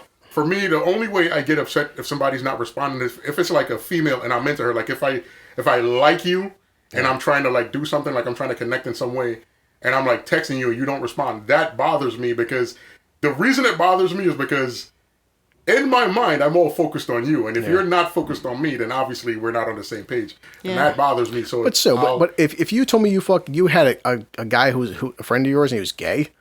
And he said, well, I did fucking check 20 years ago, and you're the first one he converted for. I give you a fucking high five for that shit. There's a big difference, though. I would not try to have sex with a gay guy. I would not have a gay guy looking at me saying, first off, she's a fake lesbian. Yeah, but our friendship wasn't based on me trying to fuck her.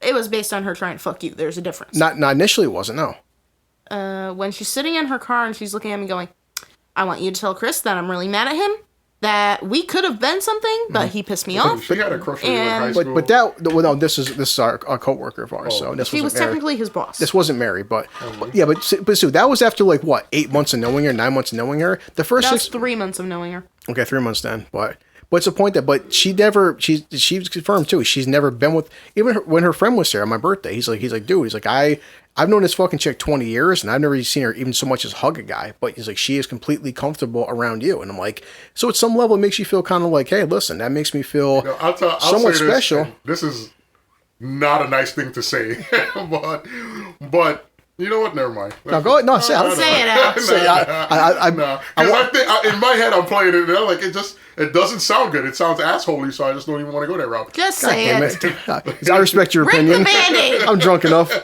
Well, like I say, last time we hung out, I went to Waterworks with this individual and two of her friends, and her friend, Sarah, is like me and Junior, and then she went to the bathroom. I said to her friend, like, hey, listen, like, we haven't talked for a while. I was like, how you been, Chris? I'm like, I was making a joke saying, like, just curious. Me and her haven't hung out for a long time because she got pissed off that I got a girlfriend. I'm like, and she knew about this, her friend. And I was like, just curious, like, how often does she shit on me? How often does she fucking bash me? Because like you would say, she had a problem with me joking on her. And her friend's flat out saying, Chris, no. She's like, I've known this girl for like 25 fucking years. And she goes, out of anybody in her life, she's always put you on a pedestal. And like, and she was in a she was nowhere near me and her talking one-on-one. It wasn't a coercion. It would be no different than like me. That you know of? No, there wasn't. There's no way. It's just the fuck point. It's like if Junior fucking told, like, you know, if some chick told fucking Junior this, it's the same situation. She's known this girl her whole life. You know, this girl is like, you know, how Junior is to Christian. Said it's like they said these guys were fucking like sisters, and she's like, no, she's like she. You know, did have a problem with the way you would crack jokes with her, but in terms of fucking bashing you, she's like, no, she's always put you on a fucking pedestal of being a great person and shit. So I just saying things like that make you feel good about yourself. You know, even like Mary, she would tell this to you, and she didn't know Al that much. She would tell it to fucking Junior. She would tell it to fucking Mom. Like, you know, the problem I have with Chris is I can't handle how good he is to me because Mary wasn't used to a guy being good to her. Yeah. You know, and she told this to you. She was Susan. She was crying. Like, you know, Chris is the first guy I've ever fucking met where I'm scared that he's going to leave me. And you would say, Mary, he's not going to leave. But every guy before me would just fucking, you know. Because I had those conversations with her. Yeah. But so I'm just saying, like, from this girl I knew, when her own friends are saying. There's a big difference in comparison to Mary to Melissa. I know. But Melissa's friends even said, like, you know, she does speak highly of you. You know, it's like she doesn't bash you. So. Yeah. And she even though remember her first fucking birthday, I went to her fucking place. She showed me her first birthday. I bought her that little necklace. That just it was a small $50 fucking necklace. That was like 6 years ago. She still kept that shit.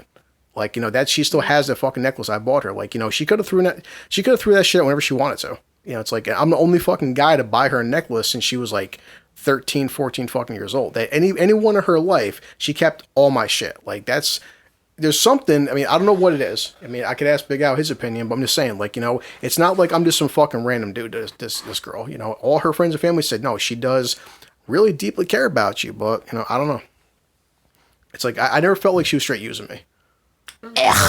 She probably wasn't using you. So, wait, what was that asshole thing you were going to say? No, we're not doing that. I'm not doing that. Because because it just sounds asshole. I don't care. I'm not coming from an asshole place. I don't care. It just sounds asshole. Listen, consider rip the band. Like, you know damn well I respect you. Come on, you wouldn't be here. Every time we talk about this girl, I keep making a noise. Do you hear it? So there is nothing you could say to him. Eventually Longhorn's going to be down here, and Al's going to be. So you have to build up this. I can't wait. So you got to build up this shit now. Longhorn is never coming down here. She's never meeting any of you. He's going to meet me for sure. I'm slowly getting more details about him as time goes by. He's going to have to meet. He's got to meet the guy. I'm so mad at your mother. He has to meet the guy that's trying to steal his. Might not be just Mom. Trust me, I will find out. Wait, what I said. It wasn't. Who says it's just Mom? Give me details. Like, who else besides your mom would be giving you details? Everyone in this family are backstabbing motherfuckers. Okay, like there's no loyalty in this family. Just accept that shit. Your mom and Kaya are literally the only people who have met him. Your cousin Jamie was just like, you know, you guys ain't the only guys ain't the only one's gonna be drilling her tonight. Like, your own brother will fucking backstab you. I know that motherfucker will. At some point, it's gonna happen. Hey, guess what? Robert was slowly becoming involved with a prostitute. Back to that in a minute, but involved as in falling for her. You've never met her brother, and thank Christ for that, Al. Oh boy. Al might like him. I mean, like Robert, just bring him down one of these days. Yeah, he can come down. Why not? Yeah. I mean, like you'll never speak on the podcast, but yeah, let's bring him down. Why not? Why won't he speak on the podcast? You'll never speak on the podcast. You'll never speak on the podcast. I definitely won't be able to speak on the podcast. You gotta tell him, Rob, shut the fuck up. Like, you really do. Yeah, I mean, I talk quick, I know that, but I want to give you and Al time to talk yourselves, make a point. So I'm trying to slow down my speech, but I want to hear Al. See, the problem is also, like, we're funny. Yeah. I mean, Robert thinks he's funny. He's just awkward. He's funny to himself. Christian loves him. Yeah, he's funny to a 13-year-old. Christian and Wyatt love him. Like, which means he. I mean, you loved. Be funny to a certain. You loved him when you were 7. I don't dislike Rob, but he said, as of now though, it's just as we've gotten older, it's just like Junior, like Junior would say, just Rob's the kind of person where if we want to go out, you, me, and Junior and Elliot have some fucking drinks, have a good time at the bar. Don't bring Rob because it's going to be awkward. I mean, look at it this way: you could bring Robert. Robert could be like the women repellent, and you could be standing there. You could be standing there like, oh man, look at that guy. Like, he like sucks so bad. God. And like the woman will look at you and be like, yeah, I know. What a great sister. Jesus Christ. I mean, like, look at it through that perspective. Like, for every woman he won't get, he'll be sending them in your direction. Oh, Christ. He's a good wingman. That's a good point. He could act as the deterrent, and I could be the hero. He could be your Ted. Yeah.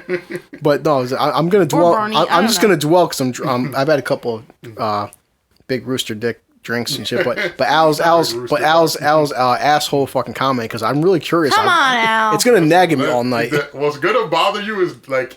The more you nag at it, and the fact that I won't say it is gonna just it's piss you torture off. Like, me. Yeah, so let's just move on from it because I'm not gonna say it. Al, tomorrow, it's out of context now anyway. So we already shifted off the subject. Because I'm almost offended because like the fact you think that like because I think so little of us. No, that's not it. That's not it at all. The fact is, I think so highly of you. No. I don't want to go that route. Nice. I mean, but I can honestly say like it's. You can't insult me more than I insult myself, and plus Susan. It's not an insult in terms of. I mean, dude, me seriously, he calls me a panda. What else could be worse? Panda's not insulting. Yes, it is. For me, it is. He had his child get his face painted at the freaking Bronx Zoo. But anyway, as a panda, took a video, for argument's sake, posted it to Facebook. Yeah, that's true. And then was like, hey, who do you look like? And he's like Susan. He's like, why is that? And he's like, because my face looks like a panda. He's like, she's going to kill us for this. He's like, well, she's going to kill you. She's not going to kill me because she actually kind of likes me. But Al, in your situation, or well, say for instance you're at work, and just say by happenstance you made a new coworker comes into work, and you got. Say you meet a lesbian. I'm just from my perspective to tell us to Al. Say you meet a lesbian. But she's never been with a man. Yeah. And then all of a sudden she tells another female coworker or family member or whatever. You treat her like she's a dude, because to me... You treat her like one of the guys. I did. And then all of a sudden... Because she's into chicks. All of a sudden, her female parts start to work again. One day you guys are hanging out together, a couple drinks come by, she sits on your fucking lap, and next you know, like, one thing... She's pulling your dick out. And you're like, hold on a second, like... But... At this point, I was friends with this person for over a year. So, like, I never had any indication that this would happen because you've been friends with this person for a year. As your retarded best friend and her retarded best friend are inside arguing with your cousin over wrestling. While your nephew is lying there sweating against your cousin's ass. But it's still a point for me, which like this girl, like she's been after he's eaten your entire birthday cake. She's been to fucking bars. Come on, she's not totally fucking unattractive to fucking dudes. I'm just saying, like, but it still makes you feel like, hey, and of all the dudes you could have picked, like, why me? Like, that makes you feel somewhat fucking important. Like, come because she was using you. But Mary wasn't. Yeah, true. I'm saying, but Mary was a fucking stripper. Trust me. I seen guys come to that strip club where I'm like, I'd get intimidated. Where I'm like, damn, like she's fucking mean. She could have them. Like, and that's the way I felt with this one. Where it's like, if you're gonna convert from lesbianism to being straight for any dude, there's way better fucking guys than me out there. Like, that's what I felt about that shit. Like, why pick me for? It's like you could. Well, she didn't want it to hurt. That's true, and it didn't. I mean, it didn't. There you go, Al. There you go. Biggest asshole comment there could be. Now you go. There was a round two. Hey, come on. I'll wait for Junior's here for that. I'm good, fam. Yeah, I listen to her. Like, Junior thinks he's like, he keeps going back and forth with Susan. I listen to the podcast and shit too, and even Susan's like, well, you know what, Junior? Someone found your dad fuckable, and just like his whole face is turned white, and he's just like, hold it, listen, just like, and just the image of like his dad getting laid, like it just, like, you can see him trying not to vomit. Junior's gonna need therapy. It's like Susan was coming at him so fucking bad. And Elliot's like, I'm 6'5", 2 women in the back, and Susan's like, okay, so what part of them were handcuffed and tied in the bag? And I'm like, Jesus, man, in the like, trunk.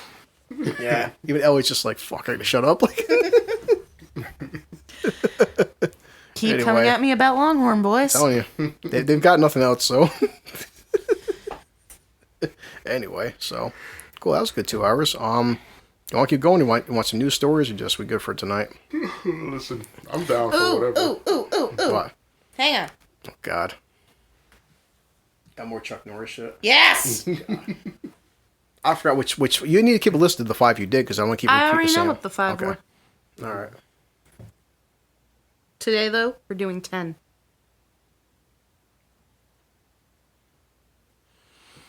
Okay. Chuck Norris he's got a TikTok. Really? Holy TikTok fuck. So I signed up to his TikTok account. Oh, he's my fucking God. hilarious, dude. Chuck Norris is fucking funny as fuck. Like, I swear to God, this dude is fucking hilarious. Wow, Chuck Norris got TikTok. Holy shit. What has this world come to? Oh, God. Yo, there's a lot of celebrities on TikTok. Like almost, practically every celebrity is on TikTok right now. But not all of them are as entertaining as Chuck Norris. Damn. God, there's so many fucking news stories. Like anybody that hears this podcast that has TikTok, sign into Chuck Norris's account. I'll start tonight. Well, while Sue's looking that up, then I'll just pop. All right, found it. All right, go ahead. When Chuck Norris was in middle school, his English teacher assigned an essay. What is courage? He received an A+ for turning in a blank page with only his name at the top. Jesus. There is no theory of evolution, just a list of creatures Chuck Norris allows to live. Chuck Norris can kill 2 stones with 1 bird. Chuck Norris got coronavirus. Now the coronavirus is in isolation. Yeah. Chuck Norris can pick oranges from an apple tree and make the best lemonade you've ever tasted. Wait a minute. Read that one again. What? Chuck Norris can pick oranges from an apple tree and make lemonade. And make the best lemonade you've ever tasted. I haven't heard that one yet. I gotta admit. When a zombie apocalypse starts, Chuck Norris doesn't try to survive, the zombies do. Wow. Chuck Norris has a diary. It's called the Guinness Book of World Records. Yeah. Chuck Norris can kill an imaginary friend. That's fucked up. Chuck Norris can set ants on fire with a magnifying glass. At night. Jesus Christ. That's cute. Chuck Norris makes onions cry. There you go. Chuck Norris tells Simon what to do. Jesus. Simon says. Chuck Norris says. Chuck Norris beat the sun in a staring contest. Chuck Norris is the reason Waldo is hiding. I need to be high for this shit. Makes it more funnier. Oh, God. Chuck Norris doesn't play hide and seek. He plays hide and pray I don't find you. You know, it's kind of funny. Listen to the last podcast where Al was mentioning that game, and it is kind of weird where it's like, with the internet now, the access to information, that stuff that we didn't have back in the day. Because, like, listen, Al, where he grew up, that game to him was pretty common. Yeah. When I grew up, that shit, I was like, I never heard that shit. It's just like, it's kind of weird where it's like. Well, keep in mind, though, too, like, America's always been very PG. No, but like, but even America, though, too. You can grow up in Boston, Mass, and grow up in New York City, then grow up in, like, say, like whatever, East LA or something, and, like, your demographic may have something that's, like, you know, you guys, like, to you, it's the norm. You may go somewhere else and like, I never heard of that shit. And it's just like, it's funny how that happens. Well, here's the thing, like, if you knew what Bang-A-Yui means. Yeah. What does Bang-A-Yui mean? I have no idea. Make a U-turn? Make a U-turn. Oh, sure. So. Yeah, it's wild how it's wicked. How drastic cultures could change from just within a few miles. Yeah. Like, it really is. It's well, I didn't say okay. Like right now, we're in Albany, New York, and for a time period, I was going to high school and actually middle school in Cohoes, New York, and like, you know, I would hop on the 29 bus, which would take about an hour and a half to get from Cohoes to Albany, and even like my friends, like Junior's uncle, like Willie, Elliot's brother Carlton, and all my friends, like everybody, and like different slang that these guys would have even in Albany. I'll go back to Cohoes, and like I feel like I was saying different slang terms, and in Cohoes, like, Chris, what the fuck are you saying? You know, it's like, and this is literally 2 cities apart. Mm-hmm. It's That's wild. All right, a couple more. Chuck Norris is the only person that can punch a cyclops between the eye. Holy shit! This is fucking stupid. Like, I like that one. Yeah. Brett Favre can throw a football over 50 yards. Chuck Norris can throw Brett Favre even further. God. This is the best one. It is considered a great accomplishment to go down Niagara Falls in a wooden barrel. Chuck Norris can go up Niagara Falls in a cardboard box. Stupid. When Chuck Norris enters a room, he doesn't turn the lights on, he turns the dark off. I remember not too close, like a year or two ago. Like, remember when the whole car commercial came out and Jean-Claude Van Damme did the fucking split on freaking two trucks. Mm-hmm. Then of course it was computer animated, but they showed Chuck Norris doing a fucking split on two 747 Yes! 747s in midair. And you're like, I loved it. get the fuck out of here! Like, All right. The best commercial I've ever seen had nothing to do with either of them guys. The best commercial that I've ever seen to this day is the Trunk Monkey commercial. the what? The Trunk Monkey. Trunk You've Hold up. never seen the Trunk Monkey? I guess we'll look it up. Oh my god. Look up the Trunk Monkey. All right. Trunk Two monkey. more, and then we're done with Chuck for the night. Chuck Norris plays Russian roulette with a fully loaded revolver and wins. And wins. Chuck Norris can build a snowman out of rain. The official Trunk Monkey trilogy. What's this trilogy? Yeah, it's just several commercials. They made more than 3, but I'll look this up after. The true story behind the infamous Trunk Monkey trend. Wow. yo, that it was the commercial. Oh my god. To this day I still think about it and laugh. Yeah, this says this was created in January 2000. Yeah, it's old. But wow, didn't. Okay, I'll check it out then. Anyway, so, well, I wanted to ask Jen this because Jen, like, through her college background, she's had different history with cinema and stuff, and obviously this probably wouldn't affect, Junior and Elliot as much, but, like, I figured I might as well ask Sue and Al this because it's a few weeks old, but we've just been talking about so much other funny shit that never got around to it, but, like, fuck, I want it because I know Al knows as much cinema as I do, and Susan, you actually know a lot about cinema as well, and I know it's not controversial in a sense, but it kind of is. But I know you guys some point in the past 2 weeks have heard about the whole thing with HBO and Gone with the Wind. Yep. And I just wanted to hear you guys' opinion on it. Now, I actually haven't heard about it. I've seen articles posted here and there, but I never took the time to watch or read anything. They want to ban Gone with the Wind. No, actually, well, that was a lot of hype about that, but they're not actually banning it. Oh, really? Right now, HBO Max is started a few weeks ago, and they're trying to like kick off their platform with having all the DC stuff, all stuff like South Park and the Zack Snyder Cut. Gone with the Wind is one of the staple movies on HBO Max, and because of everything happened with George Floyd, that they're temporarily taking off HBO Max. Everyone wants to know why for, because they feel like that Gone with the Wind promotes racism in the sense that the black women in Gone with the Wind and the slavery with the Gone with the Wind is glamorizing it. It's glamorizing slavery, making it to be like a positive thing, because some of the black slaves and the black housemaids, they're too happy and cheerful for that time era. So what they're doing right now is they're going to have, I look up her name in a minute, they're going to have like different black historians that when it comes back to HBO Max, it's going to have like a 5 or 10 minute disclaimer explaining the history of Gone with the Wind, the history of slavery, and like why this film is a product of its times. Now, I've read, again, the past 2 weeks, shit tons of fucking comments. The thing with Gone with the Wind is, guys, this movie was made in 1939. It's older than all three of us. This movie is over 81 years old. So, it hasn't affected me, obviously, directly, being a person who's 38. Hasn't affected Al, hasn't affected Sue.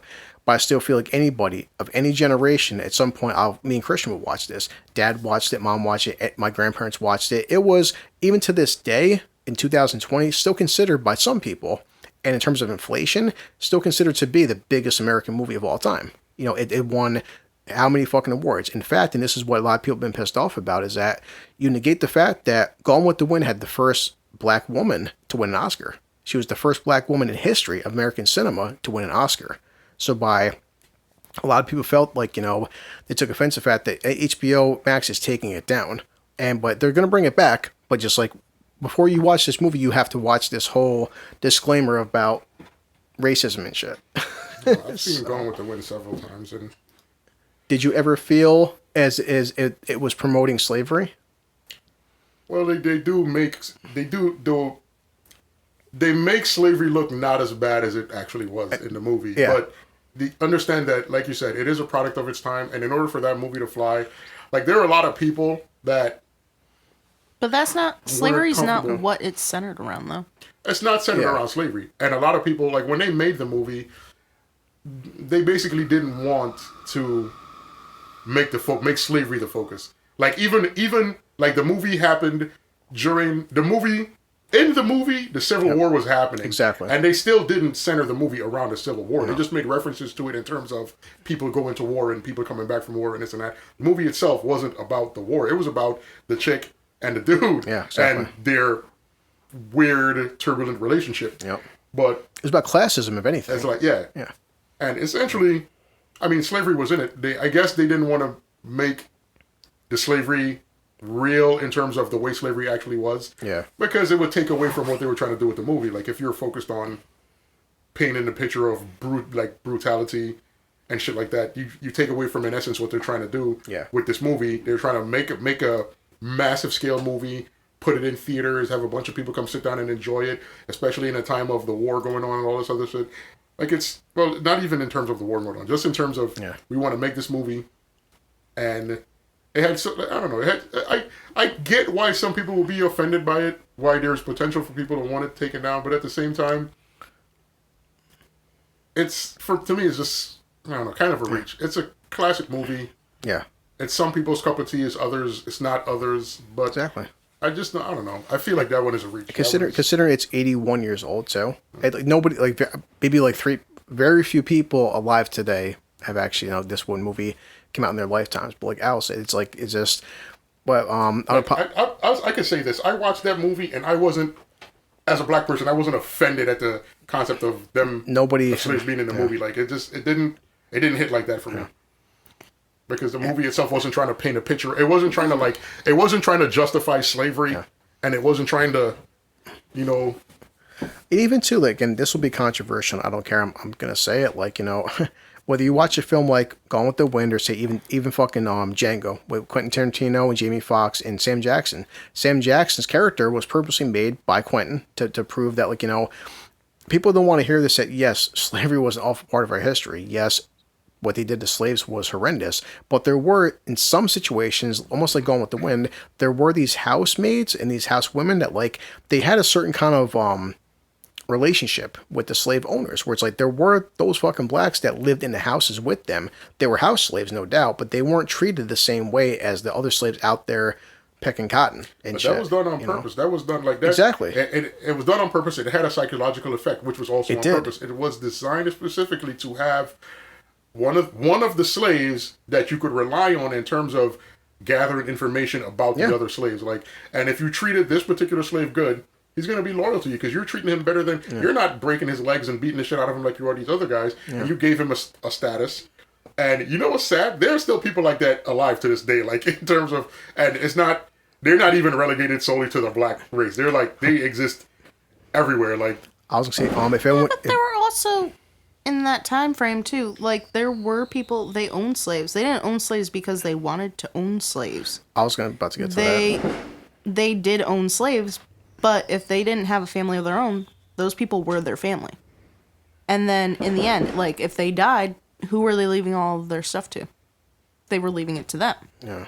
So then those people, those slaves, would be technically free. I'm not going to deny that happened because I can't. I can't prove it or disprove it.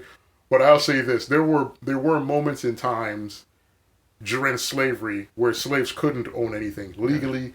They were animals. Yeah, you couldn't leave stuff to them. You can. And I'm not saying it was a normal thing, but it would happen. I mean, yeah, it happened, but it happened as time progressed, as slavery. From the time slavery began through its most brutal time to the points in times where it was normalized, and you, like, after about 200 years, it gets to a place of this person, you kind of see him as a pet, like, Yeah, well, that's why I felt with, like, say, Gone with the Wind, like you're saying too. That depiction, that character of these slaves in this film. That's what I said. These slave owners, they weren't seeing them as, like, they were seeing them as freaking pets, and they weren't treating them like, they were treating them no different than how we would treat our dog or our cat. And shit. So, and the slaves in that aspect, compared to how the other slaves were being treated, they were seeing their masters as being like, they're not that bad to me. They're pretty good to me. They were seeing their masters as gods, because it's basically, I'm like, consider how you treat your pet. You feed him every day. You play with him so occasionally. You treat him real nice. I see our dog's not a normal dog. He's treated like a human. You go outside and you see them. I literally, when he sneezes, I say, bless you. You go outside and see these guys breaking the arms and legs of other people for minor infections. You figure, at some point, you get to believe that you're better than they are. and that's done. It was done on And purpose. when I was saying, and that was Sam Jackson's character. If you watch Sam Jackson's character, he hated all the fucking blacks. Hated black. And he how thought he was often better, like, and how often would he say he called these guys niggers? He would say that constantly. That was, and when Quentin made, of course, Django, that he got like a lot of flack back for saying like overusing the word nigger, and he goes, "Well, I'm going by the time this movie's based on." The 1800s, guys. That's how people fucking talk back then. Like, Yeah, but he also got a lot of flack for having Jamie Foxx wear sunglasses. Yeah, which is true, but it's just again. But you're not looking at Django fuck for the like any movie Quentin's done for the fucking historical accuracy, but like but the tone of the film. But did sunglasses not exist back in the day? They didn't. Not, at that point in Not time. at that point in time. Yeah. When were they invented? Like, I don't even know anything 1900s. about Yeah, I'll look up in a second. But anyway, like what you were saying, out too. The point is, nobody in the past 81 fucking years has watched Gone with the Wind. Gone with the Wind for like many, whether it's film students like Jennifer going to college or film, it's a staple of American history. Simple as that. Yeah, I mean, the like, reality of it is when they made that movie, they weren't. It's just, I don't know. I feel, and It's stretching. I'm sorry. yeah, and people are going to be pissed off by this, but the reality of it is, I guarantee you that movie was made. They weren't trying to focus on the slavery. Like in the movie, they weren't even focused on the slavery. They weren't even focused on the war, even though the war was happening. They through the were movie. more It was- focused on the love story between Yeah, it was Gerard it Butler was- and Scarlett the story, O'Hara. the story was all about him and her. Like that's really what it is. It's And not just to mention, everything else like- is background noise in the movie. And I grew up too, and Dad told me this, and everyone knows, well, you two know this, that Gone with the Wind, the biggest controversy into this day. It was remember, it got massive fines because it was the first time in cinema for, say, like, remember he said, frankly, Scarlett, I don't give a damn. Yeah. And because he said, damn, they fucking got millions of dollars in fines because that was the first time on cinema back in you could say, like, he said, damn. And like, but look how much our culture has shifted since then, Yeah. but like. I mean, me, myself, personally, I've only seen Gone with the Wind once. I mean, I've seen it a couple times, but Watching it, like, it bored me to sleep. and yeah, but which are understandable. And, like, I said that to your mother when I watched it, because she was like, oh, yeah, watch it. It's not a bad movie. I watched it, I looked at her the next day, I'm like, that was the shittiest movie I think I've ever watched in my life. Like I would say too. Remember, this is a movie from 1939. Yeah. As well, but Yeah, but I've watched The Wizard of Oz a million times. yeah. Well, I've only brought this up because no, this was a big controversy, and unfortunately, whether we're running out of time or not, this is starting the trend. As everything we do in Hollywood, it's starting this fucking trend where it's like now because of this. Because the point is, if you're picking apart Gone with the Wind, a film made back in 1939, else are you what's gonna pick next? apart? What's fucking next? Because something as simple as that, but like. I'll pull up this article right now, which I want to share with you guys that like this also too why people are fucking pissed off, where this comes from Friday.com. Now, Gone with the Wind hits #1 on Amazon, their bestseller charts after HBO Max drops the movie. Now again, this is a movie that's 85 years old. 81. It says Gone with the Wind zipped to the top of Amazon's bestseller sales chart for TV and movies a day after Warner Media's HBO Max pulled the movie for quote unquote racist depictions. Amazon bases its ranking on sales data. The site currently offers the 70th anniversary 2-disc DVD edition for $30, and you can buy it for digital for $10. But they're saying that Apple iTunes, the U.S. Gone with the Wind on Wednesday was #5 spot, and Oscar winning for Gone with the Wind was removed Tuesday from HBO Max temporarily, but because they said that they're going to have a historical context for the 1939 movie and a denouncement of the movie's racist stereotypes. Gone with the Wind is a product of its time and depicts some of the ethnic and racial prejudices that have unfortunately been commonplace in American society. That's what HBO Max is saying. The racist depictions were wrong then and are wrong now. And we felt that to keep this title up without an explanation and denouncement of those depictions would be irresponsible. But again, it's just the point that a lot of people have been saying, hey guys, this is why a lot of fans are buying physical media. Because like you can take all these streaming services, me and Elliot mentioned with South Park. South Park has selectively picked apart certain episodes and banned certain episodes. If you go buy the DVD box set, you can't ban that shit. Yeah. But this has become the past 2 weeks. You can't even be mad at HBO's decision though. In the current climate, they're concerned about what side of history they fall on, right? This isn't people reaching out to them and forcing them to do this. This is them making a decision on, I want to do the right thing. So from that aspect, you can't be mad at it. Like realistically, Yes and no. I mean that's what it is. That's what's happening. They're just trying to err on the side of caution. Yeah. They're looking at it as look at all what's going on. Look at what's the history of what's been happening to black people. Look at the current situation with George Floyd, massive protests across the country. Yeah. Right now, they're just trying to say, "I want to do the right thing." They didn't get rid of the movie, but when they post the movie, they want to post it with a disclaimer explaining their position on it. Exactly. You can't. Which But are they going to do that with everything? Well, and that's what I get to. I'm guessing everything related to anything related to race. Yeah. Are they going to do that with, say, they have like an Egyptian movie? Well, and this is around the time of. There is no targeted bias against Egyptians in America, and there was no slave trade dedicated to the Egyptians that existed in the modern era. Like I get what you're trying to say. You're like, I understand. What I'm saying is, Egyptians had Jewish people as slaves. If Jewish people came forward and said, like, this is a part of our history. Listen, this is something that's not part of American history. If in Egypt the Jewish wanted to push that agenda, and the Egyptian government wanted to capitulate, it would be fine. In America, we don't have a Jewish Egyptian situation. Like, there isn't 400 years of slavery of Jews by Egypt in America. Like, that's not our issue. That's their issue. It's the same as me saying, because we've had a civil rights movement in this country, that every other country is going to follow. That's not going to happen. They're not. Yeah. I can't go to like Ecuador and be like, well, Martin Luther King died for blacks in America, so why are you treating blacks like this here? It's not going to fly, because they don't care about our culture and our history. And I'm not saying Jews were treated right or fairly, and in Egypt, I'm not saying they deserved any of that. What I'm saying is that's their separate issue to deal with. Over here, us and our issues is different. In America, our original sin was fucking slavery, of making humans into animals for the sole purpose of slaving them. That's our sin. Like, that's something that happened.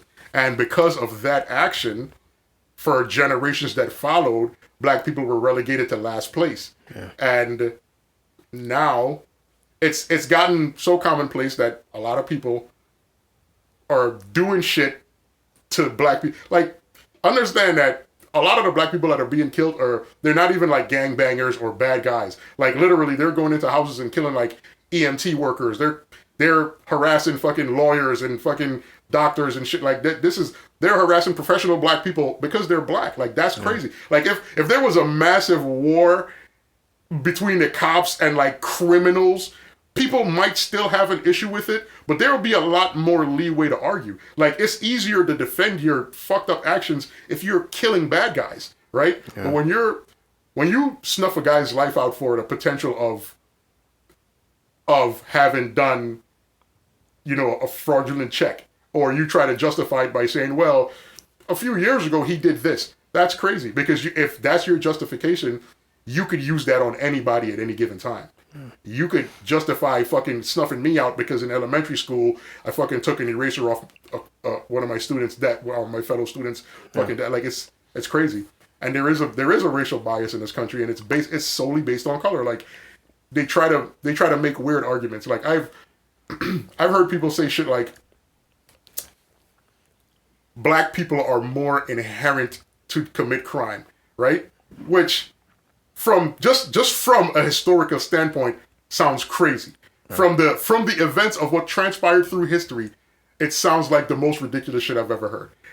The other day, I was online. I keep seeing people making this comment of 13% of the population that commits 50% of the crime. Yep. Which, on its face, it sounds so crazy. Like, the more you listen to it, the crazier it sounds. Like, I think I had this conversation with you earlier, where I was saying, you told me last week when we were outside. You and me, I were outside. Al I was like, it's so crazy. It's like, if I tell you, if you're a sheep herder and you live in a forest, and in this forest there are 10,000 wolves and there are 5 foxes, and you try to convince me that these 5 foxes kill your sheep at the same rate of 10,000 wolves, I'm going to think you're fucking crazy. The only way that could make sense to you is if you have a racial bias, because you will justify it in your head like, yeah, it makes perfect sense, which it doesn't. Yeah. Considering the fact that there are like 40 million black people in America, and like 10 people of those people are in jail incarcerated.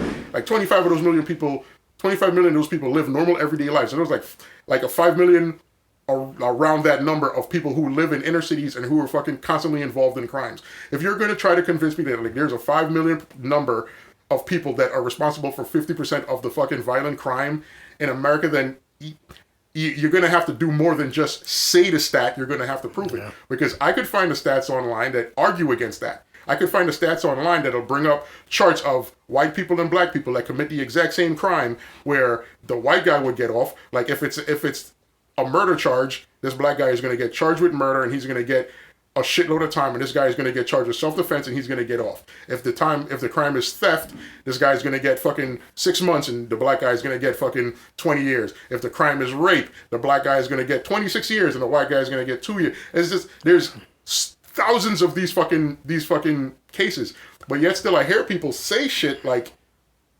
just the very concept of the way race affects people in this country, where I've constantly had the conversation of people that believe, like, and I'm talking about guys that are in the exact same boat as me. Like, we work at the same job, we've been through the same level of education, and then they look at me as if somehow they're better than I am, and that's only based on my skin color and the fact that they grew up in a society that told them that they did everything. They grew up in a society that tells them everything that has been done in this country has been done by people that look like you. Yeah. Everything that we have is because of people that look like you, which on its face, let's be honest, slaves built the country. Like, no matter what anybody wants to say, that is recorded American history. There's no way around it. You can't deny it. You can't argue with it. But then slaves built the country and then got stuck with the label of being less than. Been told that you're an animal, and then after that being told that you're 2/3 of a man, you're not even a man. Like, and it just progressively got worse. It went from slavery, it went from hundreds of years of slavery to fucking hundreds of years of Jim Crow to then fucking having civil rights leaders fight and die for us to be simply considered African American. You know, because before the civil rights movement, we were just considered Africans in America. We weren't even considered Americans. Yeah. So to get the American tagged onto it was a privilege. And then after that, we're in a system where people feel justified in saying, I'm going to call the police so they could come and kill you. Like, I don't like your presence in my space, I'm going to call 911. They have weaponized 911 and weaponized the police against us in the modern era. Like, and that's with no other justification other than your skin color. Like, I don't want to let you into my building because of your skin. I don't like the way you look because I don't want you in this space. Like, literally, for somebody like me, I live in a world where somebody could literally stop me on the streets, walking down the block that I live on, and demand that I present some kind of identification because they've never seen me before, and now I have to prove to them I am who I say I am. Yeah. That's some shit that could happen to me. That's not some shit that could happen to either you. That's not some shit that could happen to the average white guy. Like, the average white man will never have to fucking go through that shit, ever. Yeah. But that's based solely on race. So, but what's scary too about that, Al, is the whole racial divide in this country, where it's just like, if you walk into certain neighborhoods because of your skin color, you have somewhat more immunity than, like, if me and Susan walk in the same neighborhood. But it's also back at the same thing. It's like, if you walk in an all black neighborhood, you're at least somewhat less likely to get harassed than me and Susan. On opposite schedule. I've literally walked out our front door within the past month and had someone, like, threaten my life from across the street. So, but what's scary too is, but then if you and me, Sue, walk in an all white neighborhood, we're fine. If Al walks in an all white neighborhood, he gets treated a certain way, and that's scary shit. But you know what's fucked up about that is, we'll talk about the numbers some other time. Like, you know, I've seen a lot of these numbers the same way. Numbers do get, from people's standpoints, and I'm a fan of numbers. I've always have been. I should have been a fucking mathematician. I'm a fan of statistics. But the thing is, and Sue, that I could tell this to you, and Al will understand this, a lot of things people don't talk about is, like, I see this argument a lot. We're saying, well, you know what? This whole thing with systemic racism is a lot of black people denounce this and say this doesn't exist, and there's no laws that give Al say, for instance, okay, there's no law that gives Al, if me and Al do the same crime, okay, they won't give him more prison time than me as a white guy. But technically, it's fucking true. And they say, well, you know, the major factor is money. They'll say, well, if Chris has a $10,000 lawyer and Al has a $100 lawyer, Al gets more fucking jail time. there's some truth to that, but the biggest fucking problem I've seen as someone who's been in fucking prison, someone who's talked to other prisoners, the biggest fucking problem with that is, I don't give a shit if your lawyer costs $100, 10 grand, 50 fucking grand. The bottom line is it comes down to the fucking judge. Facts. Simple as fucking that, okay? So this fucking judge, me and Al could be arrested for the exact same goddamn crime. I could have a fucking, like Al could have a fucking $50,000 lawyer. I could have a fucking public defender. If this judge actively, and you can't prove this, if this judge actively fucking hates black people, he'll give Al, it's like me and Al will be charged for the exact same fucking crime. Chris, here's 6 months. Al, here's 5 years. And Al has a $50,000 lawyer. How the fuck is he a $50,000 lawyer? Chris is a public defender. Because his judge doesn't like him. And I've seen this shit. I said, I talked with guys in prison about this. You'll take 10 fucking prisoners, and I've talked, whether it's fucking Matt or Chuck, anybody, 10 prisoners, exact same fucking charge, 10 different fucking sentences. One guy gets 1 to 5, one guy gets fucking 5 to 10, one guy, and they try saying, well, different laws, different felonies have different guidelines.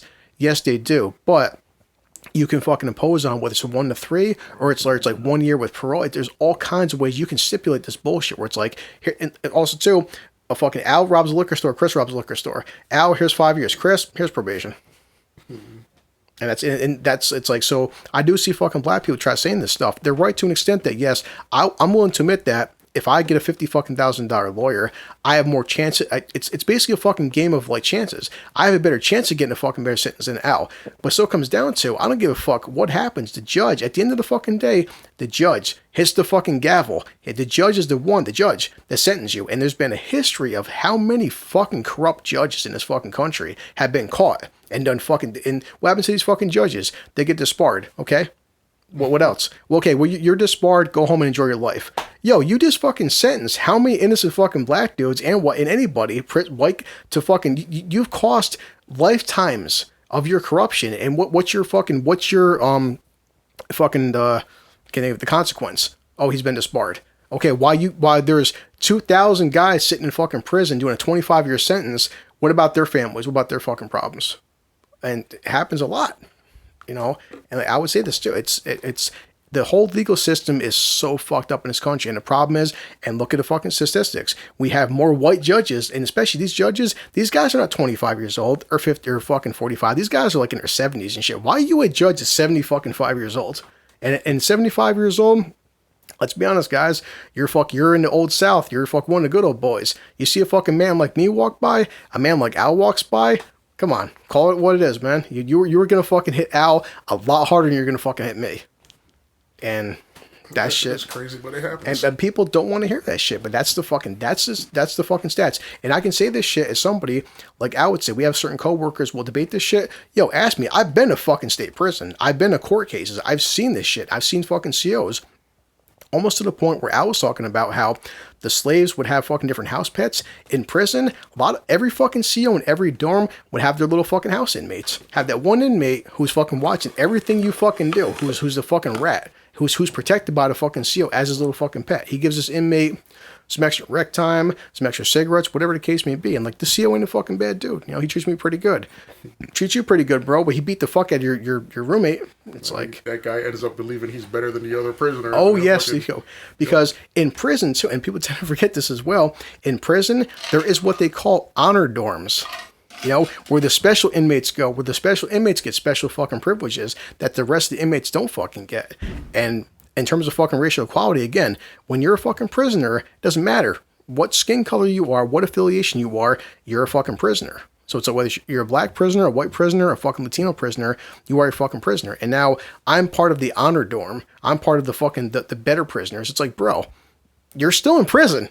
It's simple as that. You're not no better than other fucking dude wearing state greens, man. It's because you get one extra. It's like Chris gets 2 fucking helpings of fucking Rice Krispies.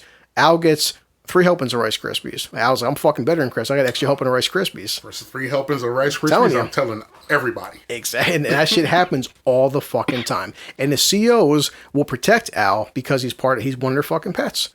And that shit does fucking happen. But like I said, to like what you were saying, fucking so, and also this to Al is like, I'm watching videos. I understand too, guys, this isn't a big major fuck issue right now, but all of us, we're mature adults to see what this culture, what Hollywood, what everything's going on, what people fucking worry about long term is like, okay, It starts with Gone with the Wind. It starts with just taking one episode of South Park. It starts with small little fucking steps. The problem with these people is they don't fucking stop. And what we worry about is long term what's going to happen, where it's like, hey, like Susan's watching Married with Children on Hulu. What's to say where it's like, hey, you know what?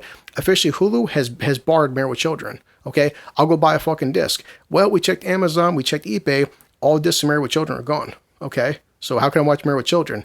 Well, you can't buy a DVD. You can't watch it on streaming services. How do I watch Married with Children? You can't watch it. Well, wait, what? And it's like, that's what I think people, they fear long term what's going to happen. Like we talked about this last time. Tropic Thunder, it's not a big issue. It probably won't get no traction, but the fact that people right now are petitioning, hopefully it'll die down, but they're petitioning to fucking remove Tropic Thunder from all streaming services because Robert Downey Jr. was too offensive for playing a character. Like, I just seen a fucking, today even, Mel Brooks just turned 93 years old. Mel Brooks, the legend that he is. He took a picture with two of his fucking closest friends. He's laying in fucking bed. Mel Brooks is wearing a Black Lives Matter t-shirt in his fucking bed. Hey guys, happy fucking birthday, Mel Brooks, the legend who created Blazing Saddles. You know? Now, what's to stop that from, like, obviously fucking Mel Brooks was a pioneer for racial equality, and anybody in 2020 would watch Blazing Saddles and say, this was made by a racist fucking piece of shit. Like, do you know who Mel Brooks fucking is? And what's to stop it where, hey, I can't find a copy of fucking Blazing Saddles anywhere. Why not? Well, it's been banned from every online service. I can't buy DVDs anymore. I can't buy Blu-rays anymore. That's what people fucking are scared about going forward. It starts with small little fucking pebbles with Hollywood, and they make it to a big, huge fucking issue. So Blazing Saddles is still on Hulu right now. If they ban certain episodes of South Park, what's to stop fucking Blazing Saddles from being banned next? Mm-hmm. You know? I get that, and I agree with it. But I want to argue. I want to play devil's advocate from the other side. Go ahead. How much of an effect will it have if they ban a show or get rid of a show? Because let's be honest, shows have been banned before and shows have been gotten rid of before. There are countless series that no longer exist, and it didn't really affect the culture, the world in any way. In fact, there are shows that were banned for reasons as simple as, well, there were black people in it, or they were homosexuals in it, or, you know, there were women in it in a time where people didn't really care to have women on screen. Like, those shows were completely stricken from history. Yeah. And what effect did it have? The effect it had was a strong feminist movement, a strong pro-gay movement, a strong black movement. Like, they'll have an effect that won't be the desired effect. Like, people are going to look at the shows now and say, like, because of our current atmosphere of, we really want racial justice and racial equality. We want to be treated equally. We want no more depictions of slavery, no more justifications of slavery is right. There's a whole host of things we want. But right now, the main fight is, we just want the police to stop killing us because we're black. Yeah. Right? And people in certain branches of industries are reacting in the only way that they could. Like, if you're in an industry and you deal in movies, in order to show solidarity, the only thing you could do is control to the extent in your industry what you can. Yeah. You know, so the people that are in NASCAR are going to say, we want to stand in solidarity, let's take these flags down. The people that are in movies are going to say, we don't want to show these movies that depict slaves in this way, let's take this down.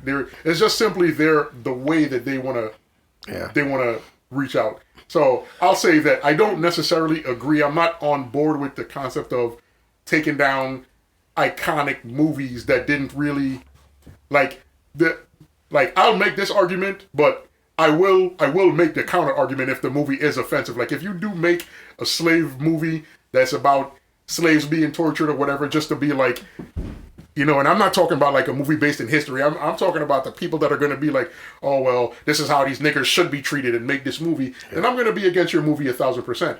But a movie like Gone with the Wind, that I get, like I said, I get why people are angry, because they feel like they're showing slavery as if it was a great thing, and it wasn't. So that bothers people. I get that. But at the same time, there's a reason that they did that in the movie. It's because they didn't want the concept of slavery to overshadow the story they were trying to tell, right? They're trying to tell a love story. They don't want it bogged down. Like, let's be honest. They were as vague in terms of slavery as they were in terms of the war. Yeah. Like, they just made, like, references to the fact that the war was going on and people were going off to fight. They showed, like, the effect the war had, or whatever, but the story itself wasn't about the war. Exactly. It wasn't about slavery. So, I get that people are going to be bothered, but this is that on that one. On Gone with the Wind, yeah, I just feel like it's a reach. It's a stretch. And there are movies out there that should be fucking banned. Yeah, and we'll move on from this. You know what? I'm going to make a movie. It's going to be called Chris and Al's Love Affair. That's going to be a good one. I've always said Al's going to feed me, every so I'll never go hungry. Every time there is a moment where one of you ejaculates, Mayo Chup will just rise in the air.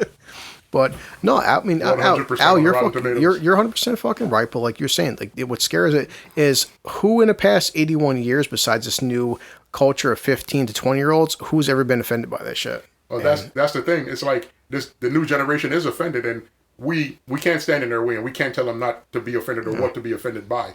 Like, I'm not offended by it. You're not offended by it. But this is a movement of the youth right now, and they're gonna make a change, and they got to be allowed to. Like I get that. Well, I get the things I get that there are people who are genuinely gonna be like, we don't like the way this is like kind of trying to make slavery bland. That's really mostly what any pushback from that movie is gonna be, and I think HBO was just on board, just trying to say, listen, I stand in solidarity. Yeah, I think that's what they're doing, because I don't think there is an outcry there is no massive outcry for Gone with the Wind to be taken down. No. Like you said, on Amazon, it fucking is #1 seller right now. Well, because of that, so it's like, but it's also it makes people get upset with the fact that like because you're telling me I can't have this, now I want it that much more. So, but that that is a backlash of people that are standing against the cause, because right now this movie was available for all time and they weren't buying it. Exactly. They went out and they bought it right now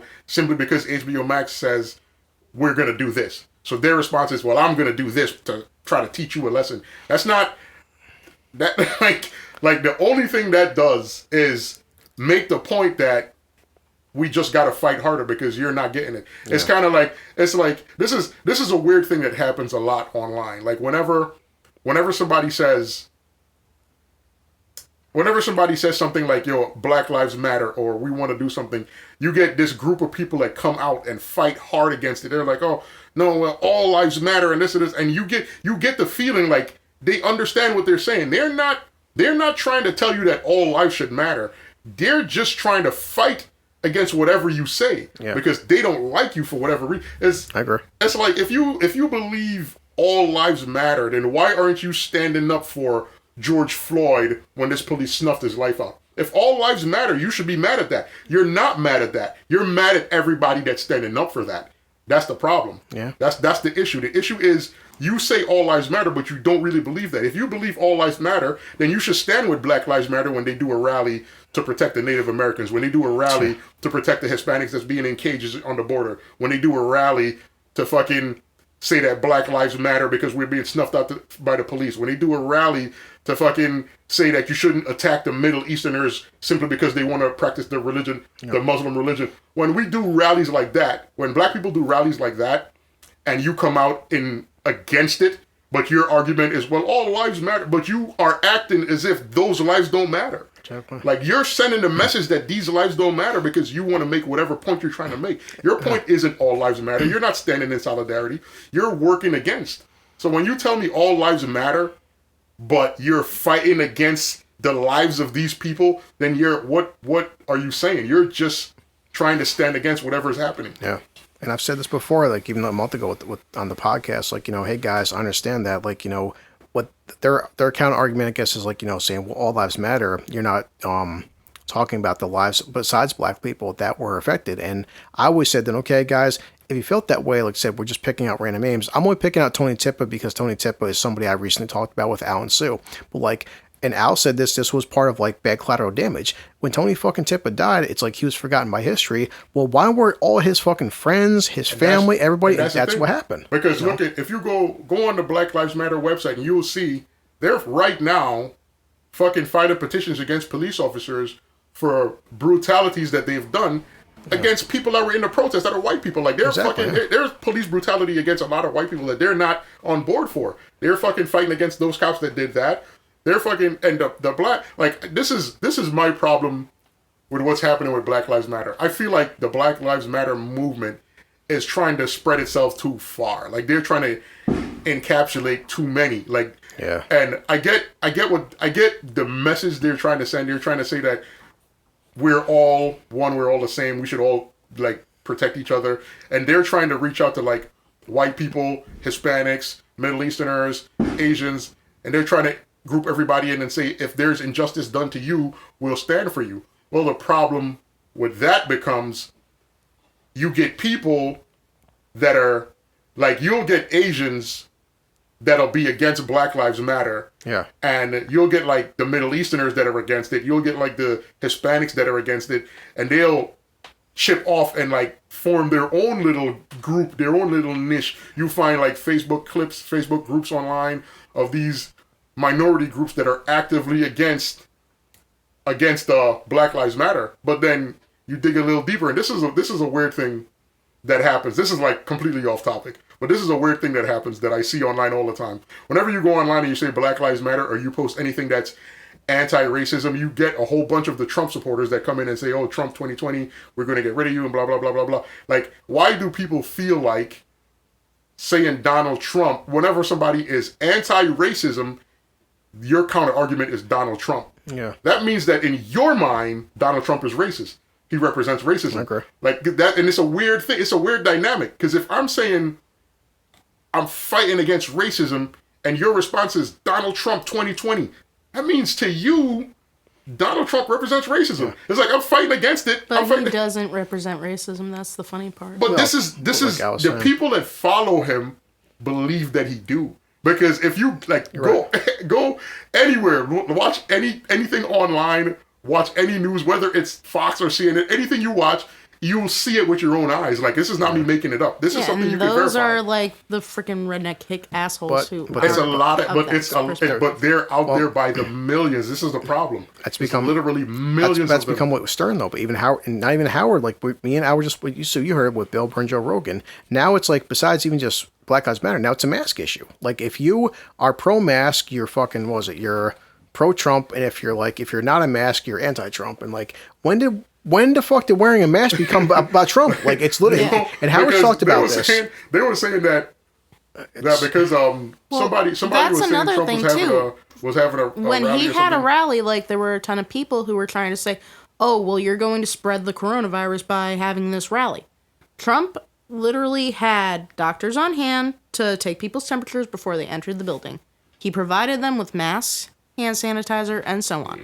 But they threw all the masks away because Donald Trump has been saying he's not going to wear a mask. Now, I'm not saying that's true, though. I'm not saying Donald Trump is responsible for the actions of these people, but when you put a message out there, like, if I'm telling you that I'm not doing this and I'm the leader that you're following, and I'm saying that I'm not doing this, the message to you is, don't do it either. Like, that's what it is. Like, and he's not. I can't hold him responsible for their actions, but his messaging is geared towards certain people that follow him blindly without question. No matter what he does or what he says, he has a base, he has a following that does not ask any questions. They just go along with it, and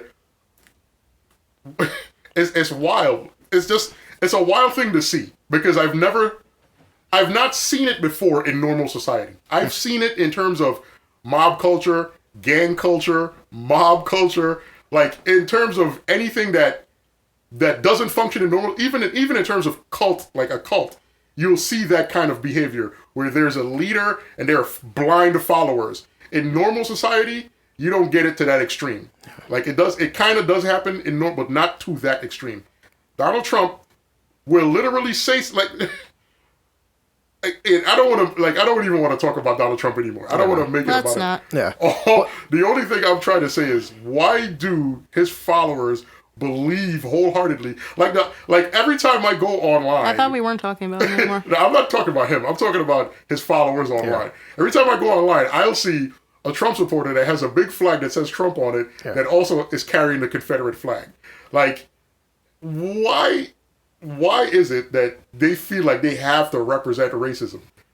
Like why do they feel like I have to represent? Because it's like I said, I tell people this all the time. I get a lot of pushback from this, whenever I say this, from people that I know that are close to me. I say all the time, I don't care that people are racist. A lot of people I know get upset, like, oh, we got to stomp out racism and this and that. That's a good thing to do. If that's the mission you're on, that's fine. I'm not against it. Me personally, I don't give a fuck about racism. I've met racist people. I've had racist people say racist shit to my face. I don't care. What becomes a problem to me is when you start to implement any action, any law, any kind of situation that directly affects me based on your racism. Like, if you're racist and you try to do shit that affects my life in a negative way because you're racist, that is where my problem starts. Like, if you, on a one-on-one personal level, if you're racist and you try to put your hands on me because you're racist and you feel like you have the right, I'm going to fucking hurt you in the worst possible way. I'm going to break bones in your body. And that's going to be me defending myself because you feel like you're racist and you want to do whatever you want to do and you're not going to be able to do it with me. Yeah. If you're a racist person that's trying to pass laws that are going to affect me directly or just affect anybody in general, I'm definitely going to stand against it. There's going to every petition to sign, every march to make, everything, I'm going to be there because it's one thing to say this person is racist. It's another thing to say this person is racist and has the power to do these things that could affect me. That's what I'm not going to stand for. Yeah. And when I see a lot of people online, like, doing their little Hitler salute and waving the Confederate flags and wearing the fucking neo-Nazi fucking tattoos and the fucking Klan masks or whatever, and I see all that shit, and the reason I blame it on this. The reason that it doesn't affect me to a great degree is because I grew up my whole life never actually having witnessed it, never having experienced anything like that. Like, I didn't experience like real full-on racism until I was an adult man living on mainland America. Yeah. Like, that's a fact. Like, I never experienced it. You would see it on TVs, and I always assumed it was an exaggeration for like certain shows or certain things like that. It never had a real impact in my life. When I came here, that all changed. Like, I experienced the racism, like full-on hardcore racism. And I became aware that it exists and it's probably not going anywhere. But because I was already a man and I was already, I already grew up the way that I was going to grow up. Like, I never had that impact of dealing with nonstop racism. It didn't affect me in the way of, oh my God, I gotta fucking do something to change it. Like, there's people that grew up in it, that experience it daily, and they feel an urge to make things better, and that's wonderful. Yeah. I'm all on board for that. It's like us. So my perspective is a little skewed, and it's a little different. It's easier for me to see through the fog, right? As opposed to somebody who has just had it levied against them their entire life. Like, and I'm not talking about the people who fucking want to blame the white man for everything, the people who want to make no effort. I'm talking about the everyday average black citizens that work regular jobs, have 9-to-5s, go to work every day, went to school, went to college, live in a regular life, but still have to deal with racism at like every day of their lives. Those people are out here by the millions. They exist. And they had enough. Yeah. They just had enough. That's just it. Yeah. Well, good speech. Like, and Sue, like, I'm not for or against the guy. I do admit, as an outsider looking in, if you're going to set an example, I've watched several press conferences by this man, and Mom watched them. Why is everyone in your press conference wearing a mask but you? Because I've never seen him do a single press conference wearing a mask. I've never said I'm for him. I'm just annoyed with the amount of people who pick apart everything that he does. But as an example, I see them right now we have a global pandemic going on. As he is. And we have a global pandemic, and everybody's wearing a fucking mask. There's 200 people in a press conference. They're all wearing every report. I'm not saying he's right. I'm just saying, but this is in any way right. But this is a question nobody can fucking answer though. If there's a global pandemic going on, he should be wearing a fucking mask. Exactly, but like that's the point. But either way, but why is wearing a mask and not wearing a mask become a political statement now? It's not. It's gone past human life. It's about either you're pro or for the guy. Like, it shouldn't be that. Yeah, and I have to take a piss. That's one of them things that you get annoyed at because they politicize things that shouldn't be politicized. Yeah. Like, a mask shouldn't be your choice to wear a mask shouldn't be based on your political party or your preference. Like, it should just be wear a mask because it's fucking safe. It's benefits. We got 2 minutes and say goodbye. I mean, I will. We're gonna wrap it up. So. All right, let's wrap this up. This got too heavy. I'm pissed off. Goodbye. All right, I'm gonna come upstairs and relieve your stress. Let's go. Fuck off, Al. So I plan to. Susan. Hey, Al, we killed 3 hours. That was cool. Easy. Like I said, we just started freestyling. But no, I definitely want to talk to you tomorrow about with the whole Hollywood thing too, and we're going to talk about different examples where it's like they pulled the Golden Girls episode because it represented blackface. It was literally 2 women wearing mud on their face, mud masks, and they felt that it's too much blackface. And this is, I'll say this. Like I said, the movement is for the young right now, so it's heightened. There's a lot of things that we're going to see that it wasn't really that wasn't really offensive to a lot of people. Like, I watched a lot of the Golden Girls. Like, I've never found the Golden Girls offensive. Like, the Golden Girls have never made any. Like, well, I can't say that. There have been times where they made statements in their show, but yeah. I don't think them wearing mud masks was to be racially offensive or to represent blackface in any way. It was an episode where they probably were just doing the typical thing that they did. Yeah. It was a great show. Many people liked it, but yeah. Say goodbyes and we'll wrap it up. All right, man. So, my spiel, protect your neighborhood, protect your neighbors, do the right thing, donate to people that can help you, donate to the people that protect you and keep you safe. Fire department, local police department, your schools, your libraries, your hospitals, do the thing that helps you the most and help your family and help your friends. Yeah, and like anything, guys, hey, I was just happy to, with Susan and Al, I didn't expect to kill 3 hours with these guys, and I'm glad I did. And sometimes as Sue gets like, guys are getting too heavy, and I'm like, no, we're just not getting too heavy, but like I said, being hour sickened by like just basic, how you turn a global pandemic into a political statement, it's fucked up. It definitely should. It's like, this should be a blue collar, it's like, this shouldn't be about fucking demo or Republican or libtard, just like, people are dying or people are, whatever, guys, don't make it political. So... But as always, I would say this, guys, like, hey, people on Twitch, fuck Twitch. And I've had recent articles about this douchebag named Ninja and Dr. Disrespect. I'll get into that next time with Junior and Elliot. And I would always say, like, me, Susan, Al just did a 3-hour podcast. And we're doing this shit for free. And because I love hanging out with my cousin and one of my best friends. And, like, I don't plan on getting a fucking dime for this shit, guys, because we don't want your money, nor do we fucking need it. And if we ever did a penny for this shit, it's just to buy better microphones. But like, I don't need nobody to fucking pay my mortgage or my rent. So I'm not people on fucking Twitch where it's like, I can't hold down a full-time job and I'm going to keep begging for your goddamn donations. Like Big Al would say, when I donate $5, it's to somebody, a local business that got burnt down, that was fucking affected by Corona, that rioters or looters destroyed and shit. So I don't give a fuck about people that are living 3,000 miles away that fucking don't leave their bedroom in there. They're like welfare moms. They want money for just sitting home all day. I'm good. So, but yeah, we'll do another one tomorrow. All right.